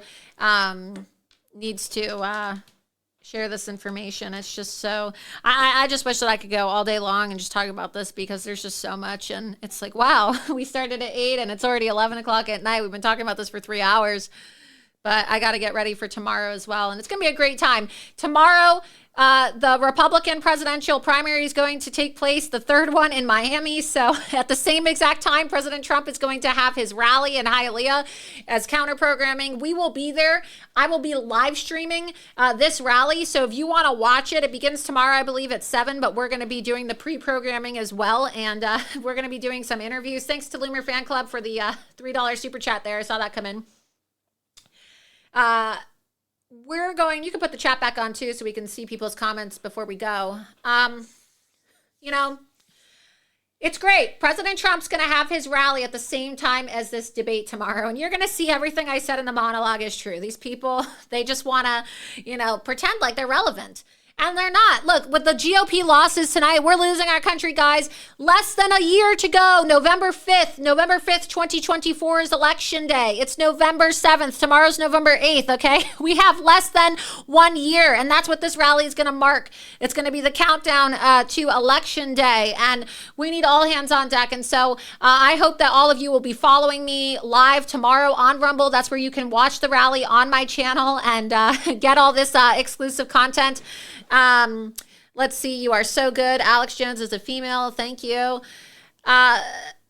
Be sure that you're following my channel, follow and like, and make sure you encourage others as well. If you enjoyed this, you got to start telling your friends, you guys, because there's a reason why I scheduled my show during primetime coverage. Just like President Trump is doing his rally as counter-programming, Loomer Unleashed is counter-programming to the fake news mainstream media that is not going to give you this information, okay?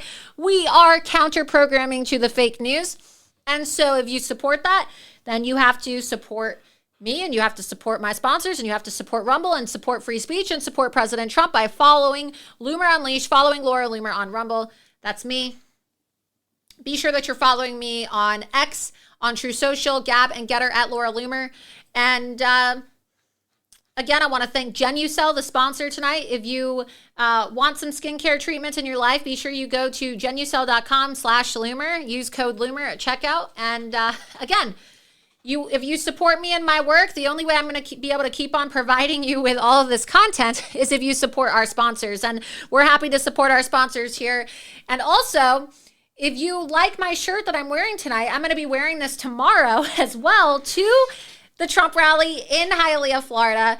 I wore it tonight because every single time I talk about these corrupt witch hunts and these trials against President Trump, I have to remind people that Donald Trump did nothing wrong, okay? And so if you like this, you can get your very own Donald Trump Did Nothing Wrong shirt on my website. I created a new merch site recently called Forever Trumper, forevertrumper.com, forevertrumper.com, and that's where you can get your very own Donald Trump Did Nothing Wrong shirt. You can see here, Donald Trump did nothing wrong. We also have the Forever Trumper shirts too that are very nice. All of these products are made in America, and we support Trump, and the proceeds go towards all of this activism as well. We didn't even get to play all the videos. I guess I have to show you guys one last video before I let you go because it's just too good. It's just too good to not show before we go.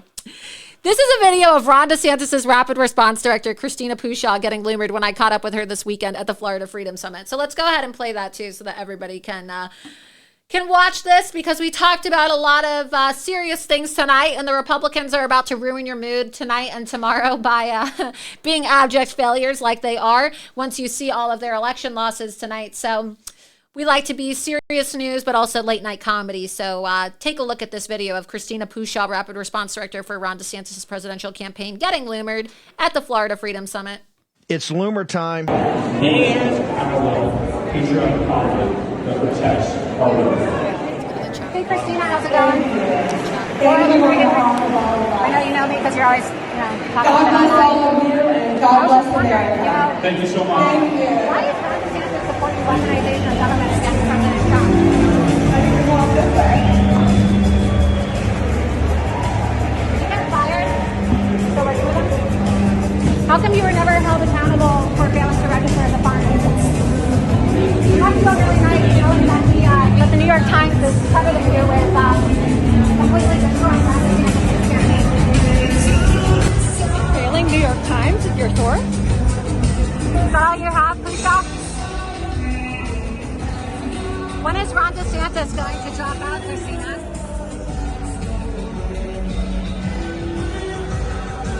When is he going to drop out?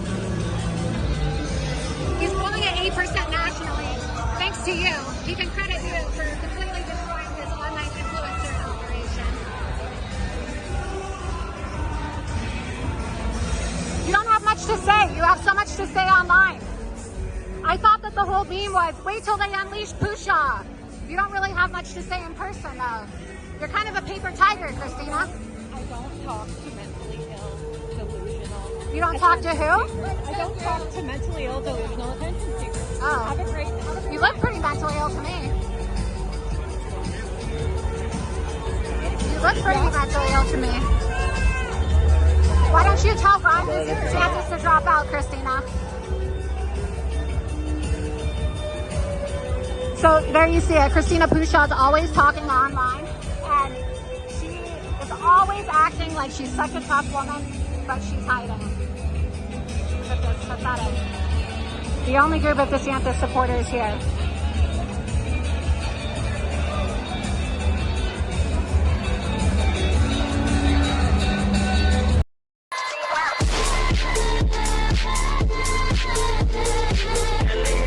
Now,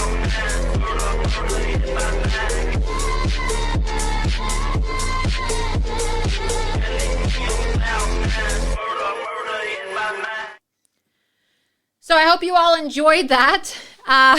She couldn't handle it. Breaking news, though, you guys. Breaking news just now, and it's going to be pretty incredible for those of you who've been watching tonight. I am so happy, finally, to announce that tonight the House of Representatives have officially censured Democrat jihadist Congresswoman Rashida Tlaib for, quote, promoting false narratives regarding the October 7 Hamas attack on Israel and for calling for the destruction of the state of Israel. So, boom! That jihadist has now been censured, and if you are watching Loomer Unleashed live tonight, you saw my interview with Congressman Santos, who was talking to us. You could hear in the background of the interview the bells for the call signal for them to return to the floor of the House to vote going off, and he told us on the phone, breaking news, we heard it first, that he believed that they were going to have the votes, and that he had been talking to other Democrat representatives to make sure that they had the votes to censure her tonight. And it's really exciting. We have great guests here on Loomer Unleashed, and you got to watch that play out in real time tonight on this show. So again, thank you so much to Congressman George Santos for coming on and giving us those updates in real time and talking about this investigation, which he has since passed along regarding Arthur Engeron to the Oversight Committee. Let's go ahead. We got that live clip right now of House Speaker, newly elected House Speaker Johnson commenting on the censure. 22 Democrats cross party lines to, you can see on the screen right here. Let's pull that up. Breaking 22 Democrats cross party lines in a vote to censure Rashida Tlaib. Let's go ahead and play that clip from Speaker Johnson from the beginning. The yeas are 234 and the nays are 188, with 4 answering present. The resolution is adopted.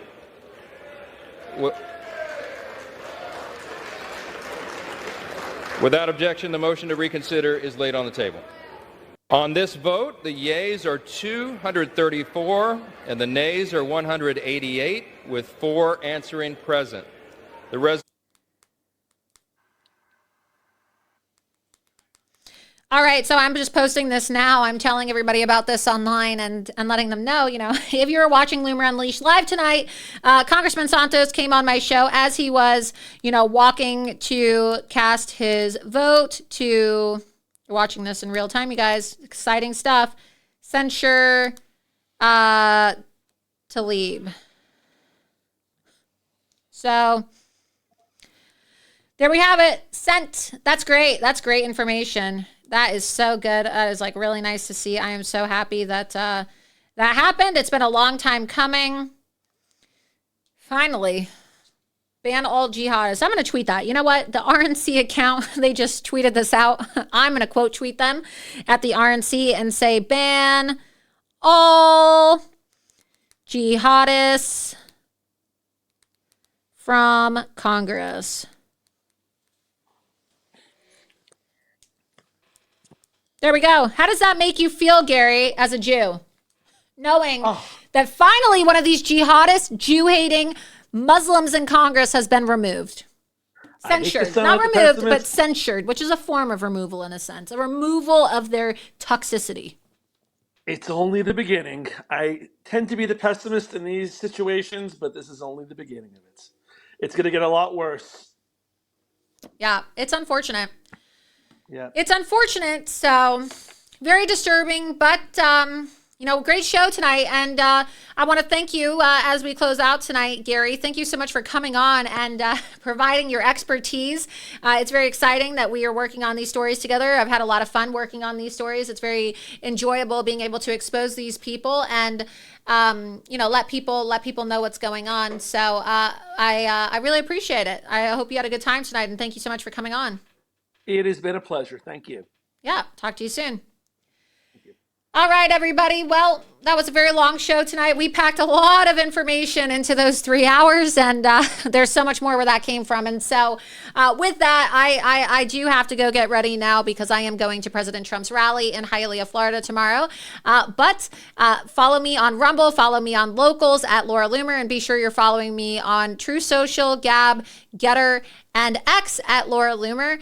And Be sure you're following me tomorrow on Rumble so that you can watch the Trump rally live, where I will be streaming President Trump's rally and his remarks, which will be really interesting to see what happens because, like I said before, it's counter-programming to this ridiculous GOP primary. So again, thank you so much for everybody who's tuning in. If you're just tuning in now or you're catching the later end of the show, these are available for replay on Rumble. So be sure that even if you watched it live, that you post the link of the show on your social media accounts so that your friends and your family can also get this information as well, because this is real news for real people.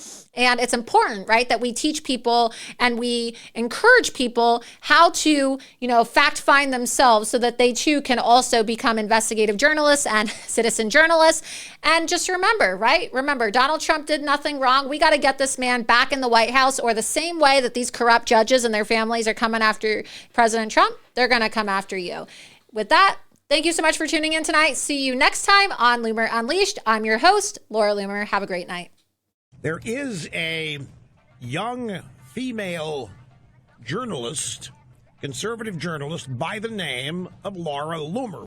If America's men acted like Laura Loomer, our problems would be fixed in about 5 minutes. Chained herself to She Twitter. chained herself.